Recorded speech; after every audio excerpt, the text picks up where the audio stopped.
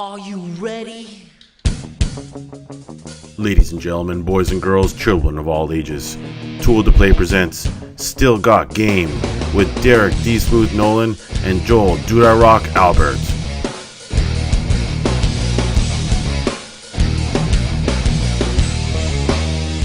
This episode of Still Got Game is brought to you by GoDaddy. Hey now, welcome back, ladies and gentlemen, to Still Got Game, episode 36. Still Got Game is the official podcast of ToolToPlay.com. I am, as always, Derek D. Smooth Nolan. And I am Joel Dude I Rock Albert. And I am Tiffany Electrify Nolan. Whoa, we got three of us on the show tonight. Whoa! And obviously that's for a very special reason. This is our E3 post-show wrap-up, fucking insane marathon episode. The longest show you'll see or listen to all year, but you will enjoy every fucking moment of it. It is going to be full of every excruciating detail of our E3 experience. I can't wait. In chronological order. I just realized when we did the introduction just as all of our photos are taken as well. Yes. Yeah. For those of you that follow us on social media, we did a lot of experimentation at E3 of the best way to take a selfie of the three of us. And we finally figured out how to assume a certain position where I would take the photo and we were lined up in a certain way. And then we take fucking selfies like we're made to take them. They just really come out flawless. You could just remove the backgrounds of all of our images that we took and place us anywhere. So if you want to put us at the top of the Golden Gate Bridge or put us wherever you want in America and or anywhere around the free world, you can do that. Yeah, we didn't actually go to E3. We just green screened. No, we never went. Shit. Yeah. Yes. Yeah, we green screen everything now. So much easier. Low maintenance. Yes. So the show's going to be a little different tonight. We're going to skip a couple sections because the E3 chunk is going to be huge, but we will hit right in the show proper because this is going to be long, and hopefully those of you in chat are ready to stay with us for the next 2 to 3 hours. I hope. Hey, Jay, you're wincing, but it's like I know. 7 I'm in the show and I don't want to be here for that. This is my 10 bedtime here. right now. Tiff's usually calling it a night now. This is Yeah. usually when I'm Sleepy kicking Kid it. happens I'm right a about baby. now, so it's impressive. All right, so usually we jump right into feedback from last week's show, but we're going to skip that this week. And but if you do want to leave feedback for this show tonight, 773-527-2961, email us at podcast@tooltoplay.com. And site-related news, we're going to actually pass on that too, except for the brief exception that if you hit the Tool to Play homepage, there's some huge changes coming to Tool to Play soon, but we're not making them in a vacuum. We want your input and assistance on this. So either email us admin@tooltoplay.com or just read the post on the Tool to Play homepage. It's also on the Tool to Play Facebook page and the Tool to Play Facebook group. So no matter where you go, you can see what we're looking for, and we want your input. And then normally we would do what we're playing right now, but we all played so much stuff this week that I think we'll skip that too. And we'll just hop right in the new releases. Super light week of new releases. Actually, only one new release out this week. And that is a multi-platform release, and it's EA Sports UFC. And this is out for the Xbox One and the PS4. UFC fans, you can now rejoice. Because UFC's back on consoles now since all shit hell broke loose with THQ. Obviously, the THQ was always the license holder. They made the shitty UFC games. And after they went bankrupt and all hell broke loose, EA picked up that license. They spent a couple years building an actual decent game out of it. There's not much to say about this one, except graphically it looks more realistic than just about any fighting game I've ever seen. The guys actually look like you're controlling actual humans. Maybe you are. Who knows? These guys probably, it's low budget, so they just film them and like, okay, you two are fighting. Go quick. Derek Nolan's playing. It features a dozen real venues and over 100 real UFC fighters. The game also includes a playable version of Bruce Lee. Now, this was something that they told us at the EA press conference at E3, and it really has to do with the fact that Bruce Lee epitomizes the UFC sort of feel of it doesn't matter what your fighting style is, but you can get there and scrap with someone. And I guess they've modeled Bruce Lee accurately, and not just physically, but his fighting styles. And it's supposed to be amazing. I guess if you're in a UFC or you're just looking for an awesome looking fighting game, then pick this one up. It reminds me of what was that boxing game, Jay, that came out early on in the Xbox 360? Not Fight Night, was it? Yeah, Fight Night round 3. Yes. Is it round 3? Yeah. Everybody picked that up. None of us are real boxing fans, but we all picked it up and played it and beat the shit out of each other. Yeah, I think most of us actually bought that game. It was at a good time when there wasn't a lot of games either, but it was actually a decent fighting game too. So yes. Yeah. So pick it up if you want it. I think this is about that same time in the generation where there's not going to be a whole lot of games for a little while. So if you're looking for something just to kill time with your friends mindlessly, maybe this is it. Yep. And that kind of wraps up the new releases for this week. And we will skip right over gaming news and we will hop into our E3 wrap up. Now, everybody take a deep breath, take a sip of your alcohol, wipe the sweat off your brow. It doesn't matter what you do here because this is when shit's going to get long. Yes. So we're going to try to keep this chronologically with how we progress through E3. And we're going to kind of jump around a little bit here and there, but for the most part, we'll stick to what actually happened. So Sunday, Tiff and I got there early. Jay showed up really late. But on Sunday, Tiff and I, to ease into E3, we had an event over in a hotel across town to see Astro's new product line and also a post-product line party down in that hotel bar. We checked out the Astro 838s, which are their new Bluetooth wireless, not a true gaming headset, but more of a decent portable headset, used with your phone, used with your iPad, Bluetooth connectivity, no boom mic, so it's got like a little passive mic in the side. Probably the most comfortable headphones I've ever seen on Astro. Yeah, I love them. I'm trying to think of reasons in order for us to pick up a pair because I mean they were just like the leather on the ear cups they were like butter. They felt so good. They were so comfortable. They weren't squishing your head. It's like they killed a baby calf and used his leather. It's like I don't know what they did. I don't care to how these many things. they had to kill. It is so supple on your ears. It is. It's like it caresses your ears. Like they were really, really nice. Yes.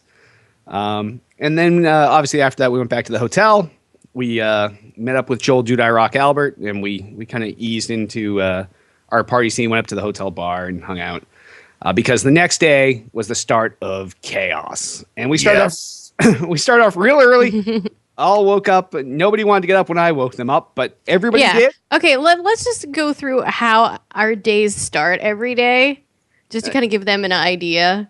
It's Derek snorts a barrel of Coke. That's usually that's how that's around like 4:30 in the morning. Right. He starts off with a barrel of Coke, and everyone is passed out. normal sleeping is what I like to call it. Yes. What normal humans do. And he has it's like Coke in a monster can. Right. Yes. Yeah. Yes. And then I get up, I shower, I give everybody a little bit of time. Like I go take care of all my own stuff, and then as soon as I'm up and dressed, fuck everybody else. Everybody's getting up. Oh yeah, this party started. You're like the most annoying guy in the world in the morning. Well, that's only because people are lazy. But so I think we left for the Xbox briefing sometime in the 7 o'clock hour. I think early 7s. I think that's when you wanted to leave. I'm pretty sure it was like 7:30, 8 o'clock. It was definitely early, and so we took the shuttle over there because that's across town at the Galen Center, which is over at USC, and it was a huge spectacle outside this year. They had a huge green carpet outside. Larry Herb was out there shooting live footage for Xbox.com. I'm sure if you were watching on your Xbox or whatever on the website. There was a lot of good stuff, a lot of interviews he was having on the green carpet, and I really liked the addition of the green carpet. I think it was pretty cool and just kind of treating everybody like celebrities there. Yeah. The game devs as they came in. The Sunset Overdrive bus pulled up and all the Insomniac guys jumped out and they were all dressed wild and crazy, and it was really fun to watch.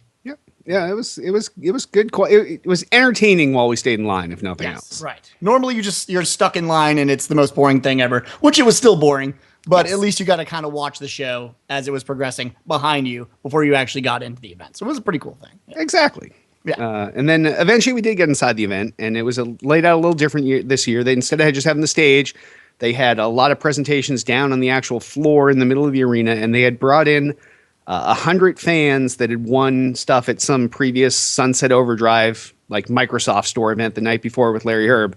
So they piled all those 100 fans down on the floor into these chairs. And a lot of the press conference happened from down there. It was It was weird. It was a strange show. I don't know if how many of you watched it on the stream, but I don't know if it played well. It probably played better, like on an actual screen other than being in the event, because it's really kind of strange. Yeah, I did watch some of the stream, and it definitely had better transitions. But for us, we were always like trying to figure out where the person was talking down on the floor. It's like, are they on the stage? No, they're on this this they're way over on the side. They're over there on the side, and like, they're sitting on someone's lap. There's somebody else, and then they're doing like a game demo, and it's like all of a sudden you see 3 people walk off, and you're like, wait, where were those people? Yeah, it was definitely not the most ideal setup, but no. They did lead off right out of the gate. Phil Spencer said, "You know what? This one's all about fucking games," and he was right. So we're going to kind of go through the list of games here that they talked about in the order we saw them, and for anything that we had a more detailed experience with at E3, we will kind of skip right over because you will hear that later in the show. Which is a lot of stuff. Yes. So they led off with Call of Duty Advanced Warfare, like my shirt. And we will cover that later during our Activision chatter. Next, they talked about Forza 5. I know we have a huge fan base of Forza 5 on Tool to Play. They've been playing for a while. They came up with this new track, which I'm going to butcher the name, but I think it's Nürburgring. Whatever it is, it's modeled pixel perfect down to they had satellite imagery and HD GoPros driving along the track at a quarter of a mile an hour. Whatever they did, they said they mapped the fuck out of it. They mapped every detail pretty much like to the actual blade of grass, which I just thought was awesome. And then obviously giving it away for free, which was the sort of surprise that they set out that day, was really cool. I mean, it was a really good way to actually start out E3. So yep. So they got all the Forza 5 guys like, holy shit. And then they gave the Forza 5 guys what they didn't want, but now maybe they do, which was Forza Horizon 2. Now, we would talk about this now, but Jay spent a lot of time with that, so we will talk about that later when we get to his behind closed doors time with that title. Oh show. Next off, they showed Evolve, which is the 4v1 shooter, the 4 players versus a monster game from EA, or not from EA, from 2K Games. Yeah. That too, we will talk about later because Tiff spent some time with that. But Tiff and I played that at PAX East and loved it there. But we'll get to that. The first game that we saw in the press conference that we did not dig into more detail on later was Assassin's Creed Unity. Now, this game, set in 18th century Paris, you basically can instead of being single player like all the other Assassin's Creed games, you can form a 4-player brotherhood and unite together to play online. The graphics in the game are absolutely insane. They were some of the best Assassin's Creed graphics I've seen. The team dynamic in the game was really cool. And in my notes, I wrote down it was bloody, brutal, and awesome. So what did you guys think of what you saw? And we saw more of this later on the show. So I think we all saw, eventually we saw it in the Ubisoft press conference. We saw it on the show floor. What did you guys think of this one? For me, it's the first time in a really long time. I've said this before that I'm not really a fan of the series in general. And it's become so repetitive over time. Like they seem to release it every week. And I even forget where they are in this game. I don't even, honestly, it's been so long since I've had the desire to play. But the theme of having those 4 people come into the Brotherhood and actually play with you, it's a theme that you're going to kind of, I think, hear a lot in just E3 in general, is the game makers are really just saying nowadays, like, single player is good, but you've got to have this co-op and make it interesting. And this was the E3 like, of co-op gameplay. Yeah, absolutely. Definitely. Like you will not find a game. I mean, it's rare, very, very rare, and usually it's an independent game. But you'll barely find a game that actually will have, a single player only component. Something about co-op's got to be involved. And Assassin's Creed, as one of the lead-off games that kind of presented that, did it really well, because everything about it is not just playing that singular storyline with more people, which I think is the co-op that we've seen in the last 5 years. But the new level of co-op is now, how do I do something that my partner then can sort of bounce off of and create cool little things that you can only do with a co-op? And that's really what Assassin's Creed looks like, Unity looks like it's trying to do, is like not just be a co-op, but hey, I'm going to go sneak in and get him from this side. You're going to jump in from this side, and we're going to create this thing, almost like a dance, if you will, to make the game a little bit more interesting. So definitely interesting and maybe a buy. I'm not totally sure yet, but it seems like it'd be a fun game to play with, like just you guys, like how we play Borderlands and stuff. Get a bunch of friends together. I think with a group of people, I mean, this could definitely be a purchase. I as well, play the most recent Assassin's Creed. I know a lot of people on the site really liked playing it. I got bored with it. I have ADD. I go off on a side quest and forget what I'm doing. So, I think having the ability with, the 4-player co-op will kind of help, keep me in check and make it more fun. Like, the game, most of the time those games are fun, but, Derek and I, we like to play games together. So I can't play Assassin's Creed while, he's playing Titanfall because I want to be playing Titanfall with him.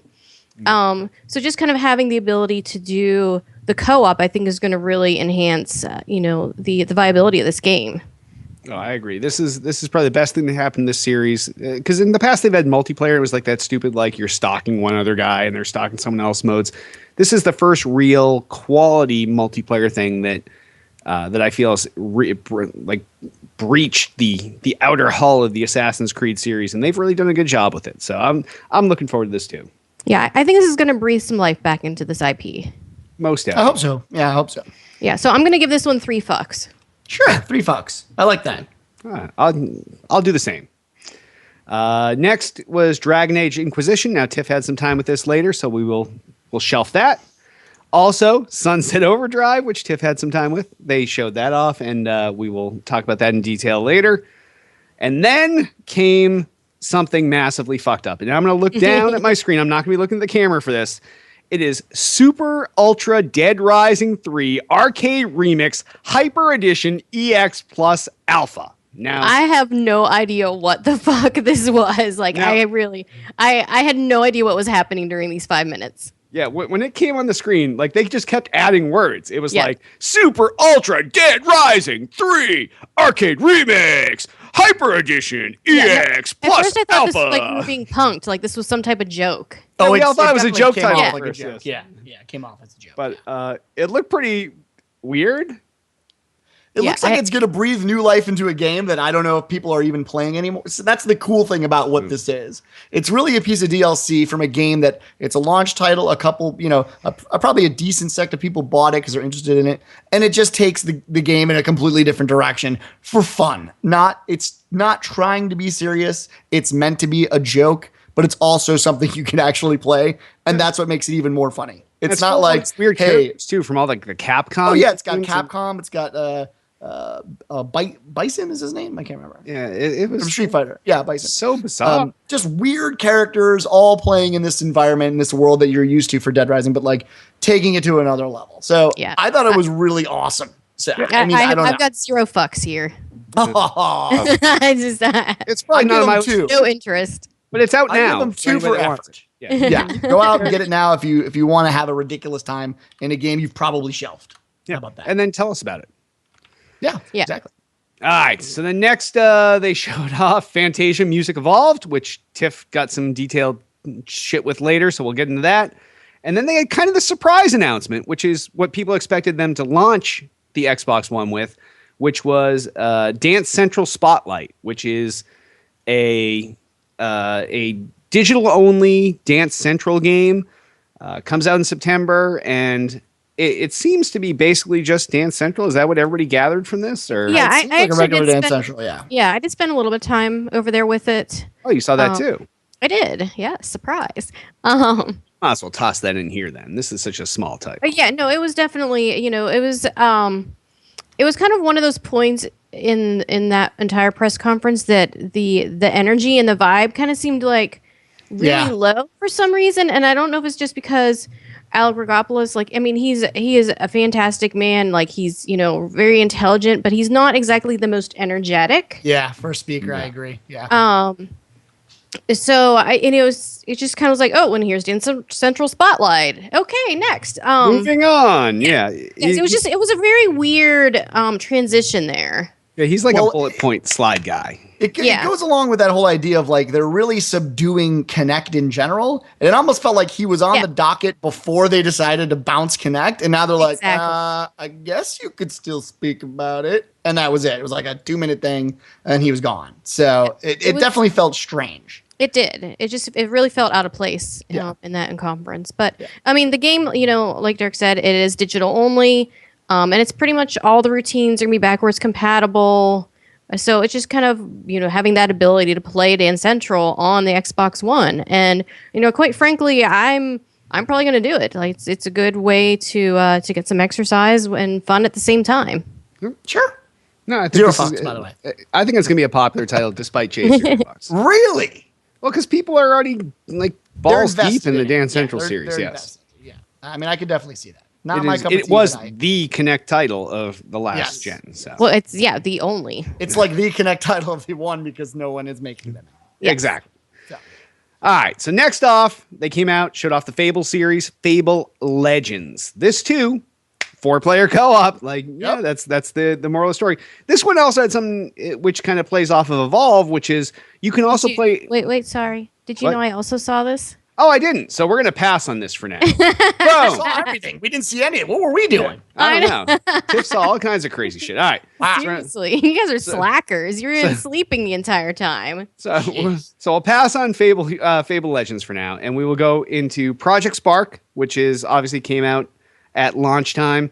What they said, I think the key takeaways from the Project Spark stuff they said was, to date, there's over 1 million creations in Project Spark. Now, I downloaded it, but I've never actually used it. But to think that 1 million different games have been made in Project Spark's pretty fucking insane. In what's like 6 months, 8 months since launch. Yeah. That's pretty crazy. Actually, no, because it didn't even come out till after the new year. So probably like 3 or 4 months it's been since actually Project Spark launched. And the other big takeaway was that instead of making a new Conquer game, they put Conquer in Project Spark. So you can use him in the game, in your game that you make in Project Spark. So pretty weird, but good news for Project Spark, if nothing else. Yeah, definitely. Then they showed off a weird fucking title called Ori and the Blind Forest, and I actually had some behind closed doors time with this. Yeah, you did. You did. It was so special. So I will get to that. I'll get to that later. That was unannounced title 3? Yes. And then came the Goosebump Skeet Fest, and that was Halo the Master Chief Collection. Now, I'm sure everybody's heard of this, but for those of you who haven't, it is Halo, Halo 2, Halo 3, and Halo 4 all in one fucking no reach badass disc. Yeah, it's all Master Chief related titles, no reach. Single user interface into all the games. There's also cross-game mission playlists, so you can be like, oh, I want to play everything that involves Guilty Spark from across all the games. The Halo 2 that's packaged in there is actually an anniversary edition of Halo 2, so they've redone all of the fucking graphics, and they look fucking stunning. Oh my God, when they were showing the side-by-side, they're like... Oh, it was insane. Like I literally got goosebumps. Yeah, they were showing Ascension off, and it was like, oh. Yeah. And Jay was doing call-outs during the press conference. So people were like, shut up over there. What are you talking?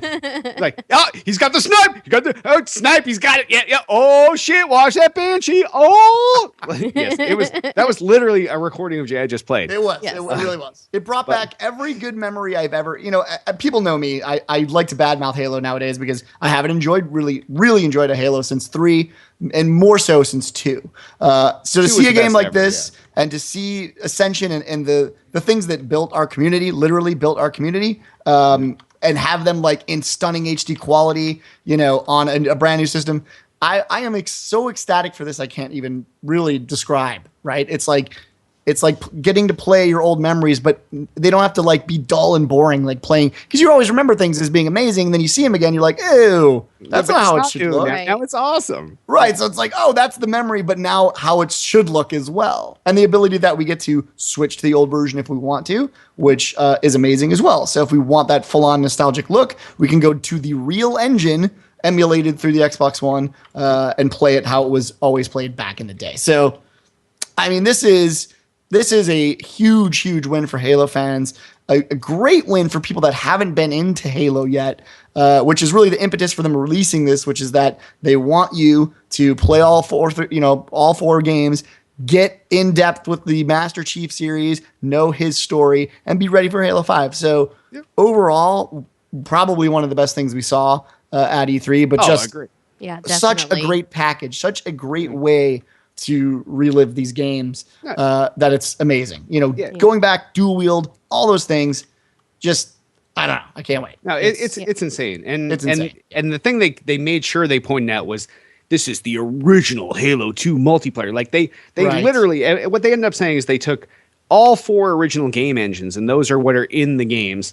They have all 100 multiplayer maps across those 4 games that they originally launched with and have come as DLC. So a shitload of maps right out of the gate, all done 1080p, 60 frames a second. Now, granted, Halo 3 and Halo 4 are your Xbox 360 looks, but those were decent, but now they're playing at 1080p 60 frames a second.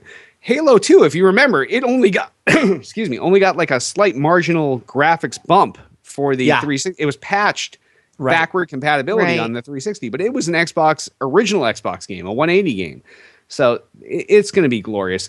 4,000 gamer score across these for you gamer score whores. So you literally are playing 4 different games off the same disc, 1,000 gamer score each. And the other thing they point out they're throwing in is this Halo Nightfall video series that basically bridges the events of Halo 1 through 4 and introduces the events that lead into Halo 5. So this is, I don't care what this costs. It is a fucking must buy day one. Yeah. I can't. I mean, yeah, definitely. I'm a guy that I've said before, I'm never going to play Halo again. I feel like I'm not going back on that because I'm playing an old Halo, but still, this is a no-brainer. Like, this is, for our community even, not just as a game, this is awesome. Like, this is just great to go relive all the things that built Tool to Play and made how I became friends with Derek, and all those things are from Halo 2. So I'm excited. The only thing that we've had some debate over is the price. Yes. Because I cannot imagine this is going to be $60. No. And I'm saying it absolutely 100 million% will be. I don't know. I could see it being $60 and being the huge surprise where 343 just, Microsoft subsidizes it, and because they know it's a necessity and it's a good selling point for Halo 5. Mm-hmm. But I could also see charging like some kind of special edition price for this, like 80, definitely 100, $120, and I don't think it would have any problem selling for that either. Like, they could put a Master Chief helmet in there. I'm sure they still have some of those. Even if you sold it for $120, that's the price of 2 games, and you're getting 4.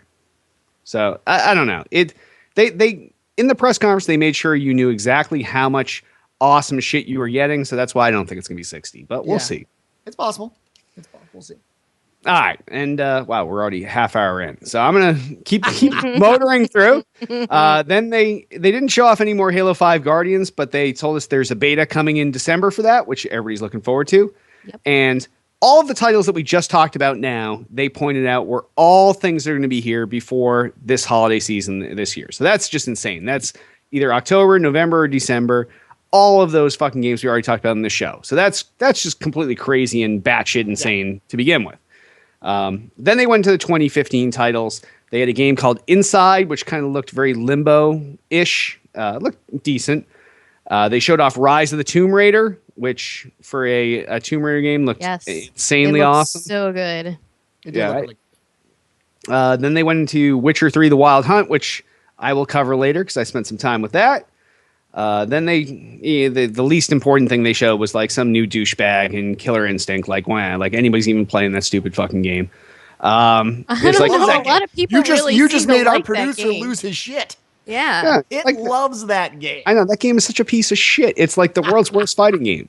But you're going to be able to play some new guy, and he's different than the other guys that you already had or paid for. Way to report on news that you just don't care about. We're not a biased news source in any way, by the way. Yeah. Let me see if I wrote down his name. It was unimportant. I have 6 pages on Halo and skeeting. And then and really just 6 pages that say skeet across them. That's really what it is. His name may or may not be Ken Lobb.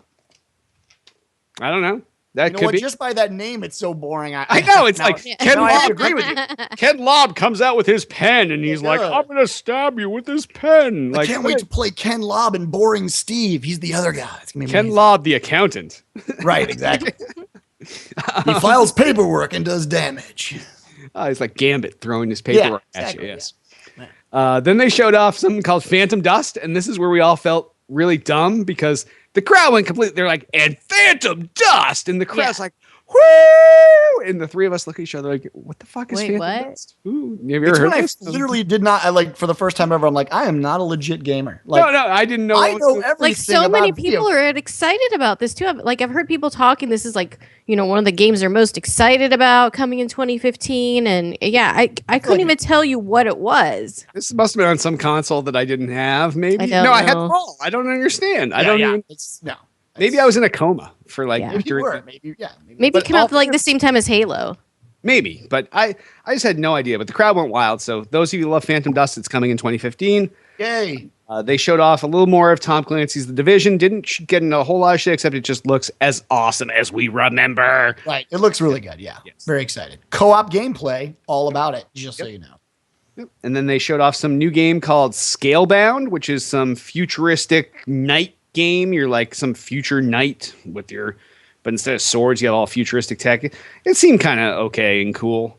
Yeah, I have to say a lot of to not recap completely because we have a couple more, but the feeling of the 2015 stuff, I was not overall all that inspired. I'm actually more excited for September than I am about the new year. I actually could care less, really. Yeah, September, October is going to be big. Yeah, huge. Yeah. And then they closed out with the Crackdown 3, which crowd went wild. It's either one of those games you either love or hate. Right. Yeah. I've played them and they're good games. I'm just, it depends on what else is coming out around that same time. Yeah, the first Crackdown I bought for the Halo beta. Yeah, I was going to say maybe they'll use it to do beta again, and I'll end up buying it again. That's probably I feel like the press conference ended after the Halo announcement. Like, I don't really remember a lot of these things. I think I was just thinking about Halo like the rest of the time. I was like, oh, Tomb Raider. Oh, Halo. So that was me the rest of the conference. This is why we take notes, because you never remember. You're like, all I remember is the awesome stuff. Yeah. So that wrapped up the Microsoft press event. After that, it was time for EA's press event, and usually we get 3 invites to that, and it's usually at the Shrine Auditorium. But this year, EA changed their shit up, and we only got 1 invite, and I went over, and it was at the Shrine Expo Hall, which instead of being like a theater and stadium seating, it was a bunch of little white tables with like 5 seats around them and a box of donuts in the middle and drinks and all this other stuff. And there was a stage in front, and you were stage height. So like Peter Moore came out, took a selfie before the show with the crowd. So it was definitely a more laid back thing. They ended up saying during the show that it was 2,000 less people were able to fit in the new venue, but they wanted it to be more intimate. And considering these places only hold about 4,000 to 6,000 people to begin with, that's literally cutting like a third to a half of your press event size off. But they showed off a whole lot of good shit. They led off with Star Wars Battlefront, which everybody went nuts. I went nuts. They basically pointed out it's a Star Wars game for and by fans. They went to all the original movie locations, like where they filmed Hoth. They went there. They were all in their fucking parkas and got down with that. They went to the same forest that ended up being Endor, and they showed off that.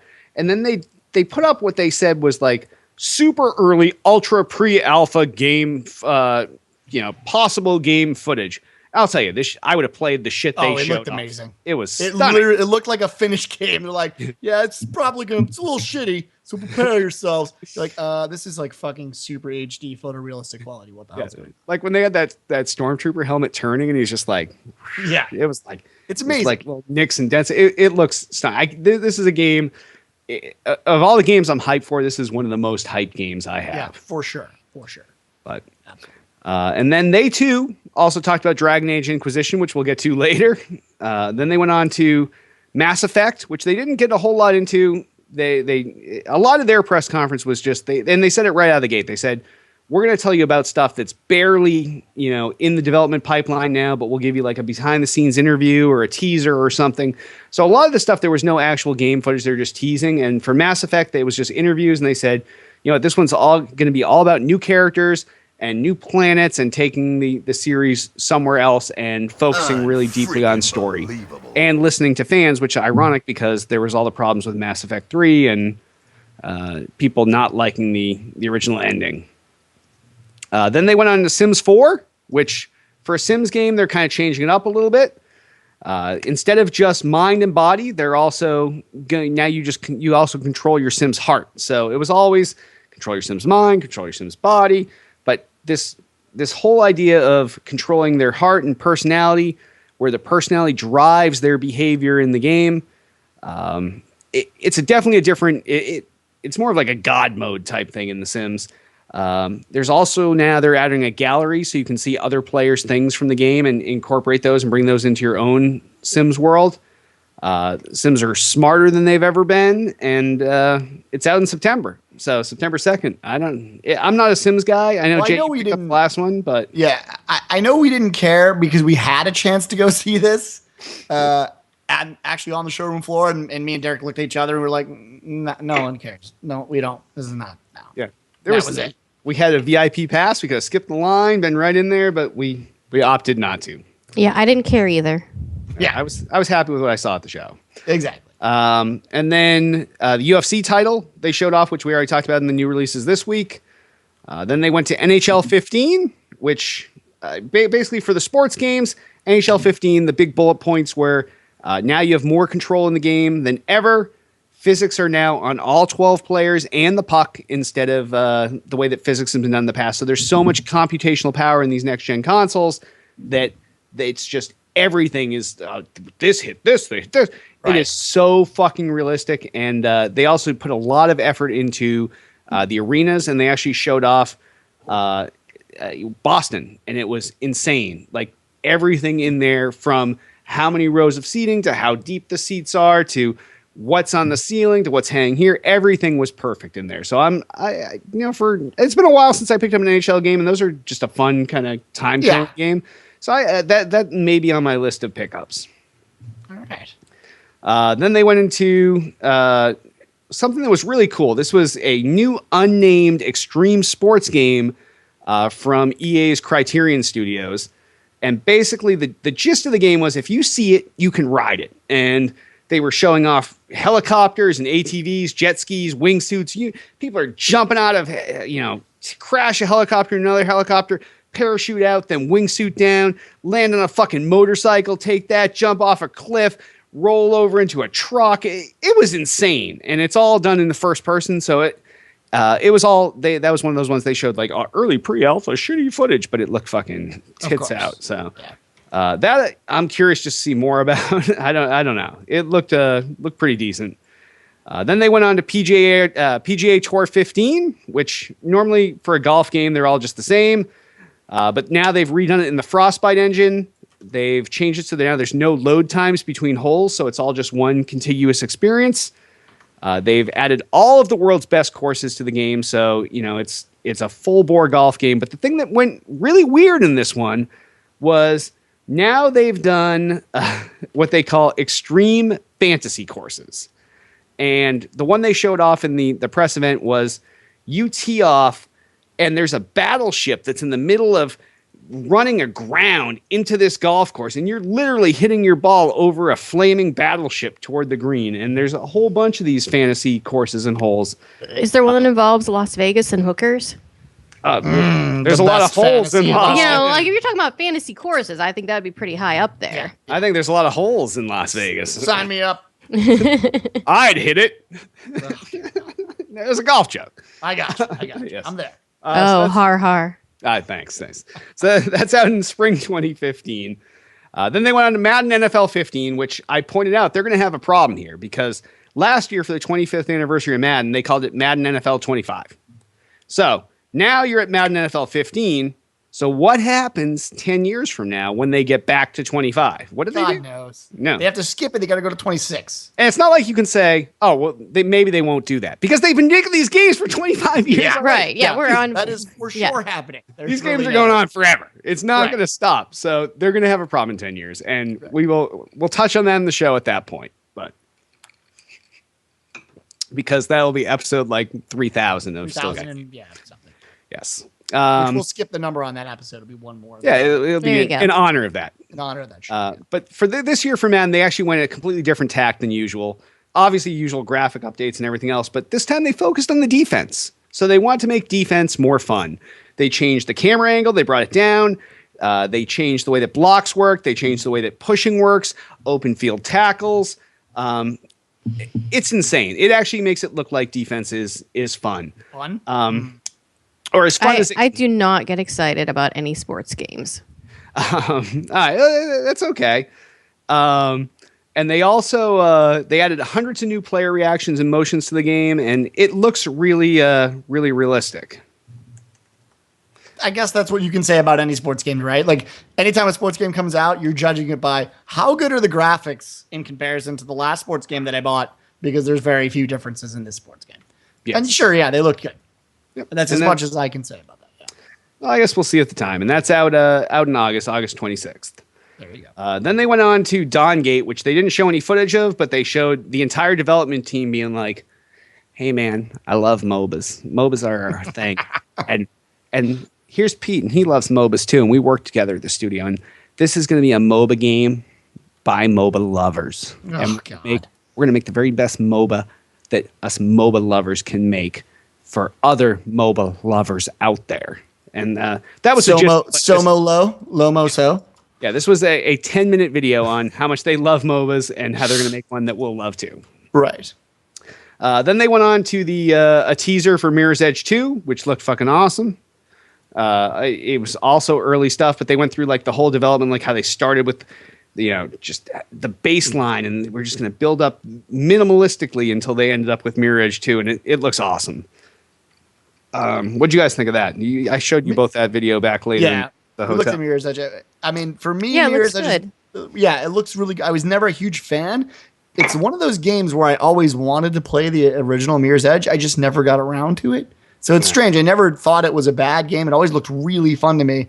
And it looks the same, right? I mean, it looks like the same Mirror's Edge. They're trying to capture that same spirit. So I'm excited to actually finally give it a try. Like, I have every intention. And hopefully, like the first one, I believe the first one was a pretty short campaign too. So Yeah, that's kind of nice about this series, is that it's a game that you can just pick up and just, play and, be done with it in 10, 12 hours. Right. Yep. Then, because everybody loves sports, next they showed off FIFA 15. And as far as realistic goes, this is another one of these super realistic sports games now. The big change this year is they've given each player memory. Whoa, I spazzed on my fucking mic. I was so excited. They've given You're showing fatigue. Yes. They've given each player memories and emotions. So when a player gets slide tackled or this, they remember this and they know what you're going to fucking do, what your play style is. And they start to learn you, and they learn that you're a dick face McFuck, and they're going to just avoid you or do this, or they're going to come on strong. And all the players have their own AI now that is not just how do I play soccer? Well, football, as Drake would say. Good friend Drake, huge soccer fan, biggest soccer fan of the show. Yep, big fan of the show. So instead of just the AI for the actual sport, the AI is now for reading other players, which is impressive. And the big focus on feel, agility, and control of the ball and how the game plays, and the turf, or as they call it in the soccer world, the pitch, starts to show wherever play is happening, and it is persistent throughout the game. I don't know. For a soccer game, it looked pretty fucking good, but I'm not going to pick that up. Zero fucks for me. Zero fucks. Yep, zero fucks.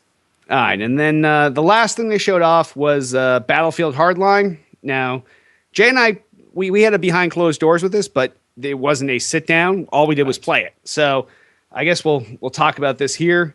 It is a cops versus criminals Battlefield game. It takes place in like a city instead of a war zone, unlike most Battlefield games. It has 32 player matches, what they call heist matches, where one team is like a bunch of criminals committing a heist and trying to get away with some package or steal money or empty a bank vault and move it to their own vault or something. And the other team are the cops. It was pretty fucking awesome. It was, yes, absolutely. It had the Battlefield feel, but it didn't feel like a tired, yet another war game. It felt like it had this new urban thing to it. And I really, it. yeah, I enjoyed playing it. Yeah, I found myself really way more attached to it than I thought I was going to be because it, like Derek said, the thing is, as soon as you play the game, it immediately is Battlefield, right? It's not even that well upgraded. It's not like it's even like a more amazing version of Battlefield. It still feels like Battlefield, like this generation's the current Battlefield that we all got at launch. So you immediately kind of put your hands on it and you're like, it's not that good. But just the dynamic of cops and robbers and finally getting outside of the modern warfare and all this bullshit that we constantly get inundated with in FPSs. It's just a new take. It's a fresh take on what your objectives are. And really, when you sort of distill it down, you're still doing the same objectives. It's really still the same Battlefield. But for some reason, that wrapper, right, the wrapper around it, it just makes it feel different. Right. The nougat in the center is still the same Battlefield nougat you've always loved. There's just a new chocolate coating. And it's good. And it works. It's tasty. It's a tasty thing. Yeah, I would say. So is it like chocolate and peanut butter? No, peanut butter is not tasty. Yes, that's because you hate yourself. I don't know why you do. You need to. Yeah. Anybody that's listening, just give us feedback, 773-527-2961. Email us, podcast@tooledplay.com. Comment in the show's thread on the Tool to Play homepage. Peanut butter. Like, do you even like peanut butter? And if you do like peanut butter, do you like peanut butter and candy? Do you like peanuts normal? Do you like peanuts and candy? Do you like peanuts and peanut butter and candy? Or any combination? Let us know. Do you only like one or the other? Yes. So that was a quick break where we took our own break because Ubisoft fucked us this year and we did not go to their press event. Yes. 0 invites had for Ubisoft. Former loved by Ubisoft. 1 year, 8 people at the Ubisoft press conference. I don't understand what happened with them, but they've become more and more douchey over the years, and less party invites from them, less and less press event invites from them. So we are not going to cover any of their shit except for what we saw incidentally through other people's press conferences. So fuck Ubisoft. Yeah, we're not bitter at all. Fuck Ubisoft. And then we capped off that night at the Sony media briefing. That was the last. Wait. While you were at EA, what was Jay and I doing? You guys had lunch without me. I know. Okay. All right. So they had lunch. Okay. We didn't have just lunch. Oh my God. They had lunch and drinks and I was starving. Yeah. Okay. Moving on. Yes. That was so not helpful to the show's flow. But thank you. So I'm just trying to wake everyone up. Oh, they're awake. Everybody's hanging on my very next word. So then, from then and there, we went off to the Sony media briefing, which is the nighttime last press event of E3, since Nintendo no longer does one the next morning. And the Sony media briefing, the things, for those of you who've never been, it happens at the Los Angeles Memorial Sports Arena, which is right next to the old Coliseum. And the parking lot is full of food trucks, and they are awesome. And this is where you mull around before the event. After you get through with your credentials, there's like good 10, 12 food trucks. Oh, and free beer. And you get as much of these things as you want. And the meatballs. They're not swaying our opinions of their games at all by doing this. No, the meatballs were delish. But it helps. Yes. They had the meatballs. You guys had some sliders, right? Is that what you guys had? Yep. Sliders were good. Sliders. They were. And they helped me consume the next video game information that we got once we got into the show floor. So yeah. Yeah. So that's always an awesome thing from Sony. And they let off their show once we finally got inside, got our seats. They let off strong with Destiny. Now, obviously, Jay will talk about this a little bit more next, but alpha's out now on PS4 and there's a July 17th beta, and that's all we're going to say about it at this point. Yep. Next thing they showed. No, I mean, they deformally came out with the big guns there. That was what everyone wanted to see. Let off strong. Yes. And then they followed that up with another game that we saw. I forget whether it was PAX East or last year E3 they teased this, but it was The Order 1886, which is their new IP. It's kind of like a zombie werewolf, insane, crazy thing. I don't really get the whole thing, but it was pretty scary. That's all I know. It looked really good. I want to see more about that one. Yeah. It's really dark, and it definitely looks like something I want to learn more about. Yeah. Then they showed off Infamous First Light, which is coming out in August, and that is a standalone DLC for Infamous. So you don't even need to have Infamous to pick this up. You put this disc in or download it, and it's a fully playable standalone DLC game. Which is really, it's odd. It's like the first time, I don't know if it's the first time, but I can't recall a game where they've actually like given you DLC, but it's its own game.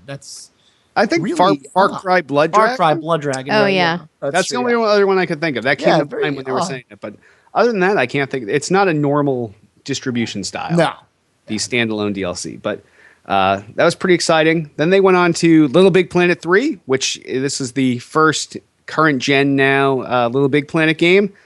They changed it up a little bit. Instead of just having Sackboy, now Sackboy has 3 different friends with each with their own abilities that you can kind of swap between to do all the crazy puzzles in the game.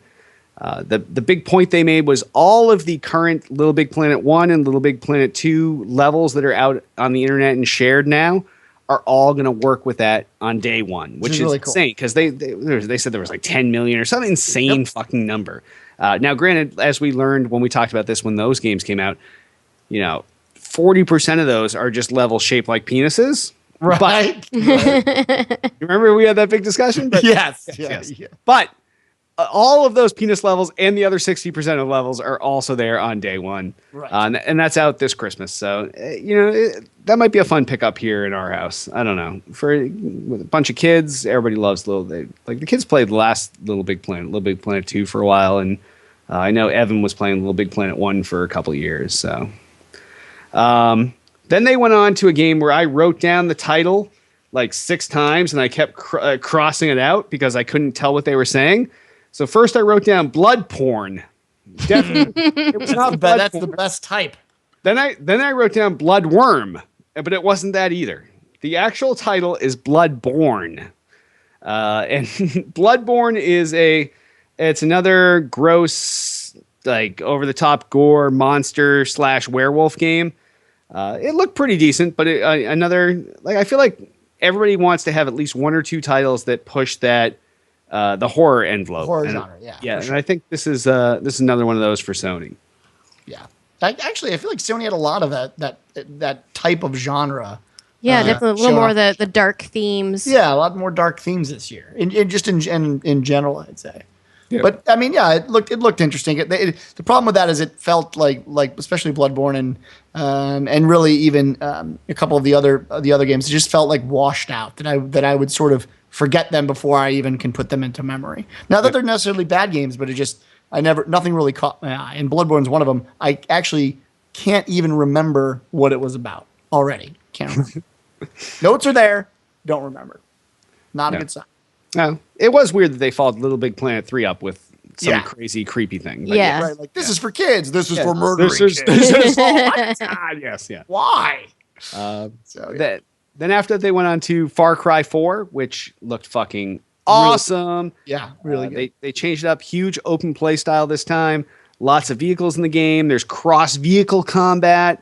They now have this 2-player seamless drop-in, drop-out co-op. What do you know? Another seamless co-op. Yeah, really. You want a friend to come in, but the twist is now on PlayStation, your friend, you can invite a friend in to be your co-op partner and jump in your game and help you out, and they don't even need to own the game. Now that was fucked up. That was something new and interesting. Yeah, that was pretty fun. I don't quite understand how that's going to work because they would still have to download or have the game. Like how do you invite someone in if they don't have the game? Well, I'd imagine they still have to download that. Maybe there's like a separate download for a client. Like a co-op client free download thing. I have no idea, but it was impressive. It's a really smart way to get other people to buy a game that they might not have bought. Like if Derek, hits me up one day, he's like, hey, do you want to play some Far Cry?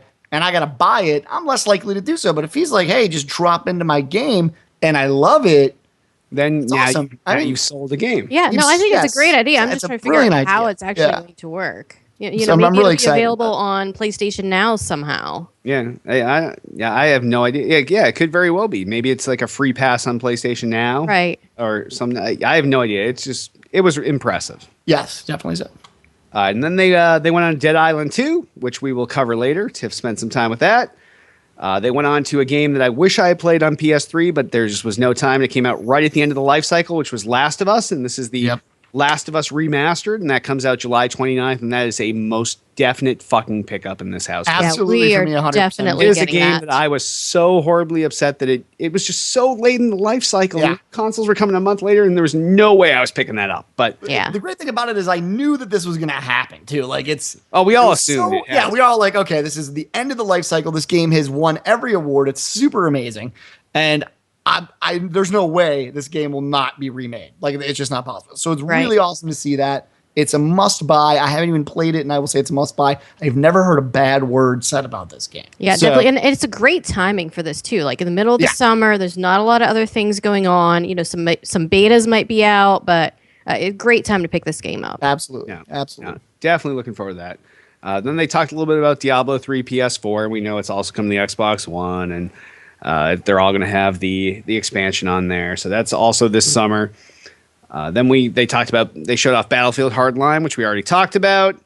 Then they went on to Disney Infinity 2, which we will talk about later because Tiff saw that. But the one takeaway from the Sony press conference was they had exclusive content for that. The Hulk is exclusive to the PS4 version. I don't know if they talked about that more with you, Tiff, but no, they really didn't mention it there. That seemed interesting that they managed to pull off an exclusive figure, because usually something in game is one thing, but a figure exclusive to a individual platform, like a hardware thing you buy, you would think you want to sell more of those. So I don't know. That seemed like a big twist there. Yeah, I think it's going to be one of those that's going to be released first on one platform, and then it'll be available later. Like, they're just not telling us it's a timed exclusive at this point. Yeah. That wouldn't surprise me. Then they showed off Magicka 2, which that was kind of this fun, like, wizards and type game. And they made it seem like a kid-friendly this RPG-ish game. Yeah, this is one of the games I actually remembered from their conference. Like I remember kind of the lead in. They had a really cool video going into it. Yeah, you remember it because the beers wore off at that point, or it could be. Yeah, it's possible. Yeah. Right at the end of the show, beers were off. You're ready to go. You're like, all right, yeah, Magicka, I'm down. All I wrote in my notes for that was Paradox Interactive, Magicka 2 looks fun. And I remember it vividly because it really did look like a lot of fun. It looked like a family-friendly RPG game that didn't have like a huge barrier to entry. So right. Then they jumped right over to something that the crowd went absolutely apeshit for. I went apeshit for. They showed off Grim Fandango. Old school. Back after 15 years, we haven't seen Grim Fandango, and it's coming back on the PS4 and the Vita, and this is a must-buy for me. I will definitely be picking this up. No doubt about it. I don't know if either of you guys were Grim Fandango fans back in the day. No, that was before the mothership dropped me off. Before the aliens plant here's a supplement, but yes. But Grim Fandango, it's awesome to see it finally coming back. A lot, and again, another theme you see is a lot of nostalgia games making their way back, but in good ways. You know, not just a complete rehash, like we're just going to spit it out again, but reimagining of really old school games. So Grim kind of hits on that core too. It looks really good. Yeah, absolutely.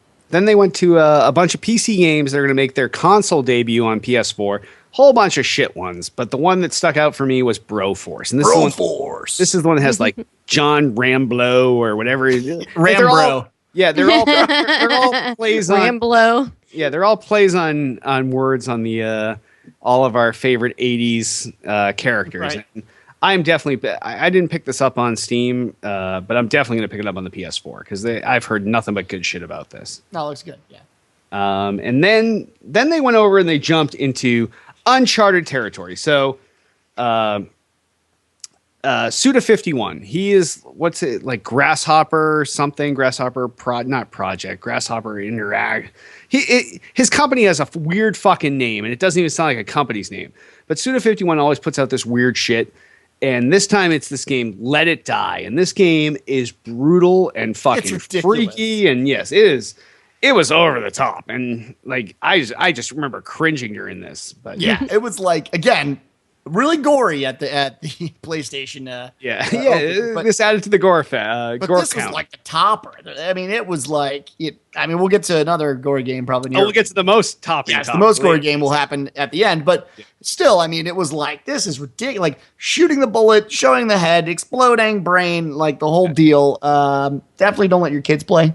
No. And really don't play yourself probably because you're gonna have nightmares. Yep. You know, nightmares. But yeah, I mean, it's like everything was over the top, and this was just another one on there. So. Yep. Then they showed off a game called AB2U. Now this one, I felt like I must have done like 30, 40, 50 bong hits because I didn't even understand what was going on. This whole game was underwater, and I really didn't even understand if there was a game. Is that the one where you're like swimming around as the fish, and you were like. Yeah. You were like co-joined with the weird swan thing. Yeah, like we were all massively high at that point for some reason. It must have been the beer. Yeah, like they dosed the beer, so we all fucking peaked right at that moment of the press conference. We're like, holy shit! Wow, I'm a swanfish thing underwater. Like it was. I don't even know. Like in my notes, I actually wrote like if you look at my notes here, it says. No fucking idea. Like I don't even know what happened. I don't understand it. There are no words. Yeah, it's you're like, what do I shoot? Yeah, like I don't even know if there was any control to the game. I don't even know if you were shooting. I don't even know. No, I know. If it was an actual video game. I don't know if you start it and it just plays out itself. I have no idea, but it seemed very artistic. Yeah, that's one way to say something shitty is not shitty. But yes, yeah, it seemed weird. If nothing else, drop some ass and then play that. There you go. Then they showed off a game that really piqued my interest, and I know we all talked about it on the way back, which made me feel like I wasn't alone in being kind of cooled out by this game. It was called No Man's Sky, and this is a game where the entire game is procedurally generated. So they've written algorithms to create planets and creatures and everything else, and none of this is like something they've hard coded in. There's no definitive universe to the game. Yeah, that's amazing. So in the game, you discover new species, new planets, and everything else. Everyone who plays the game starts on their own fucking planet. So, it sells 4 million copies. There's 4 million planets in this universe. You leave your planet, you fly to another one, you land there, and it's like, oh, this is planet Bitch Tits, and it was found by Duty Rock. And then you're like, oh, okay, that was discovered by Duty Rock. And then you find a dinosaur there, and you're like, oh, this dinosaur was discovered by Duty Rock. And then you find some new animal. It's like, ding, ding, ding, you've discovered a new species. So now when Jay goes back to his home planet, he's like, holy shit, D Smooth fucking discovered a new creature on my like it was just the scope of this game seemed way bigger than the internet can hold all the data. And it was an indie game, by the way, like by a fairly small company. So really cool stuff is coming out of the indie realms for both of these systems, which I find amazing because that was usually relegated to places like Steam and other places. So it's nice to really see ID at Xbox grow, and of course, PlayStation's stuff as well. I mean, really good stuff. Like. Yep. This is interesting, definitely. Now that was cool. That really that piqued my interest. Yeah. Then they just kind of jumped a bunch of like quick bullet points they hit. They said YouTube's coming to PS4 for sharing, which is nice. They said free Playroom DLC is coming this summer for the camera. So those people that bought the camera that just had that initial Playroom demo, or we're doing we're doing porn in their house for people. Pretty much porn. Now there's some free Playroom DLC coming.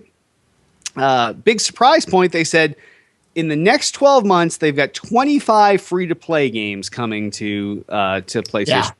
So that's a shitload. That's insane. That's a big deal. Like it wasn't really like talked about too much in media, but when you finally, because the biggest problem was, especially with Xbox and not less so now with Sony, but it was also really hard for them to get them on their networks because it wasn't set up for that type of game. And now it is with Sony. And so there's a lot of these awesome games. PlanetSide 2 is a phenomenal game for the PC, and that's coming. And there's many other ones that are coming down the pipeline as well. And they're great games to pick up. You don't have to pay a dime. And if you want to get involved with the game, then you have to start to pay. But still, it's a really low barrier entry. It's free, right? That's the lowest they can get. So it's awesome to see these titles all coming to the PlayStation 4. So it's actually really exciting stuff for me. I think it's a big deal. So yeah, I agree. Then they talked about PlayStation Now, which is using their Gaikai service they bought a couple years ago. So this is It's like an on-live type service to play old PS3 games. There's an open beta for this coming July 1st, and then shortly after that, July 31st. Shortly after that, on PS3 and Vita, and there's going to be some Sony TVs with this built in. We have the beta here, and there's probably like 20 titles, would you say? 15, 20 titles, Tiff? Yeah, and I'm trying to think. There was only one that was it Dead Island? I popped up the original Dead Island in there, and literally it is like a PlayStation emulated. So as soon as it comes up, really good. It's like it shows like the you've signed in PlayStation thing on the screen, and then the game starts, and then you actually can bring up within that game the original PlayStation 3 cross media bar for whatever functionality is required there for either messaging people or inviting people in your game. It zero lag, zero latency, worked really well. So I'm excited to see where this service goes, but we're betaing that now, and thanks to our friend Hip Hop Gamer, he made sure we end up getting the code for that. But I'm loving that, and I can't wait to see where that goes. Next, PlayStation TV. This was what they called PlayStation or Vita TV or something else. Vita, I think. Vita TV. It was in Japan, wasn't it? Yes, it was Japan only. Yes. Now this is coming out fall here. 1,000 games at launch. $99 or $139 if you want it with HDMI and a DualShock 3 controller, and HDMI cable, DualShock 3 controller, and the Lego Movie video game. And basically what this does is it lets you hook up to another TV and using a DualShock 3 controller, play your PS4 content from your PS4 on a different TV in your house. So this is definitely going to be a purchase here. We need at least one of these, and it's a no-brainer. That's a great idea. Just being able to have to locally move your stuff around your house in an extremely easy way. Yeah, if you only have a PS4 on your main TV, and if people want to do stuff on that TV, well, now you can go to any other TV in your house, and it's like having a PS4 there. You can't use them both at the same time, but you know what? It's the benefit is there because you're not going to send like if that's your main video game and movie and everything else TV, and someone wants to play PS4 in a different room, well, now they can go somewhere else and play the PS4 without buying a second PS4. Yeah, this is a great, and I actually wish they had this for Microsoft as well, and I'm hoping eventually they will do this because for me it's great in a place like I have like a little tiny apartment, and I don't always want to watch it on my 55-inch. Sometimes I like the smaller screen, so it'll be nice to be able to just transfer it whenever I want, and it's relatively cheap for what you're getting. Yeah, so, definitely. Good shit. $100 is honestly, I feel like that's cheap. I paid $100 for a bunch of Google TVs. I paid $100 for all kind. I paid $100 for a fucking Ouya. So the Roku. Yeah, for a Roku, everything's $100. So this is the best $100 I could spend. Yeah, I agree with that. Yeah. Then they went over and they showed off Mortal Kombat X. Now this is, oh my god, I've loved Mortal Kombat. I was in shock. But the fatalities in Mortal Kombat X are some of the most vilely awesome things I've ever seen. There's one where someone gets punched and you watch their testicles explode. Remember that? That was the first one we saw. Oh. The testicles just popped and blew up, and then it was like one of the female characters like punches you in the balls. Yeah, and they zoom in, they show an X-ray view, and then there's like they're getting impacted, and then it's like pop, or like someone gets a hole blown through their chest, and then their heart drops down, and they squeeze their heart, or someone else has a hole in their chest and their spine showing, and then like reaches through Scorpion and reaches in and rips out their spine.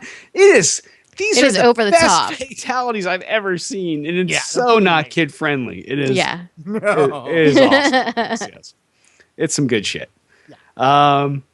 Then they went there. It's something weird. They brought in a guy, a comics guy, and there's basically going to be this new show coming to PlayStation. They're going to do their own original programming. It's based on a comic called Powers, which is basically behind the scenes superhero comic about all these superheroes and detective kind of shit. And when crimes happen with superheroes, it seems like a good way to start your original programming because usually your video game people overlap with your comic people. Yeah, definitely. Perfect overlap. Yeah. But it's free for everybody that has PlayStation Network, PlayStation Plus. So and we all have to pay for that anyway. So yeah, you know. so it's part. You're really getting it. I hate using the word free because you have to pay, but it's part of your package. Yeah, and it's really great to finally see Sony leveraging the fact that they are Sony and have Sony Studios and have all these movies and have all this stuff. I mean, they've done it in the past with their movies, but it's great to see. It makes sense to have original programming on the system. If you have a studio that can produce original content, you might as well have them produce it for your number one selling device. Exactly. Yeah. So this is kind of a no-brainer that I was hoped would have happened in the past, but you finally get to see it coming, and it's, like Derek said, a perfect genre.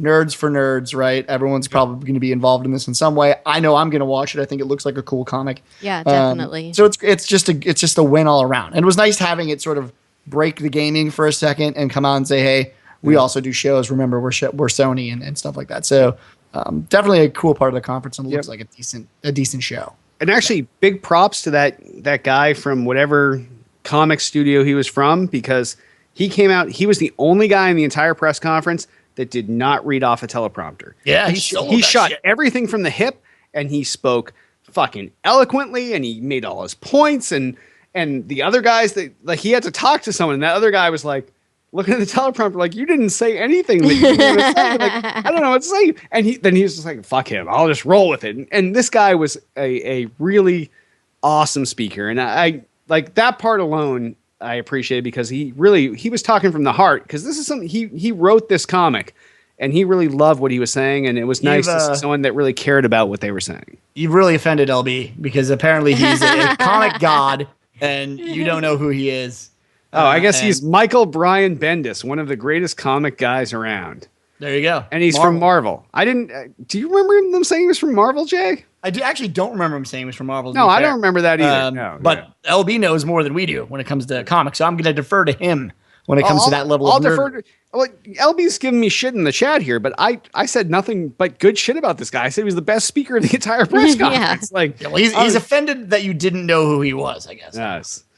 All right, and then he's saying Kevin Smith would defriend me at this point. Okay. So from there, they kind of wrapped up the end. They slammed through the end here. Ratchet & Clank movie and a PS4 game coming in 2015. Both exciting news. They showed the trailer for Metal Gear Solid 5, The Phantom Pain, which looked good. It looked really good. Yeah. And granted, it was just a trailer, so those always kind of fool you with Metal Gear Solid. We'll have to see once we see actual gameplay. Then they went on something that didn't surprise anyone. They talked about Grand Theft Auto 5 coming this fall, and we end up learning it's coming to also the Xbox One and the PC this fall.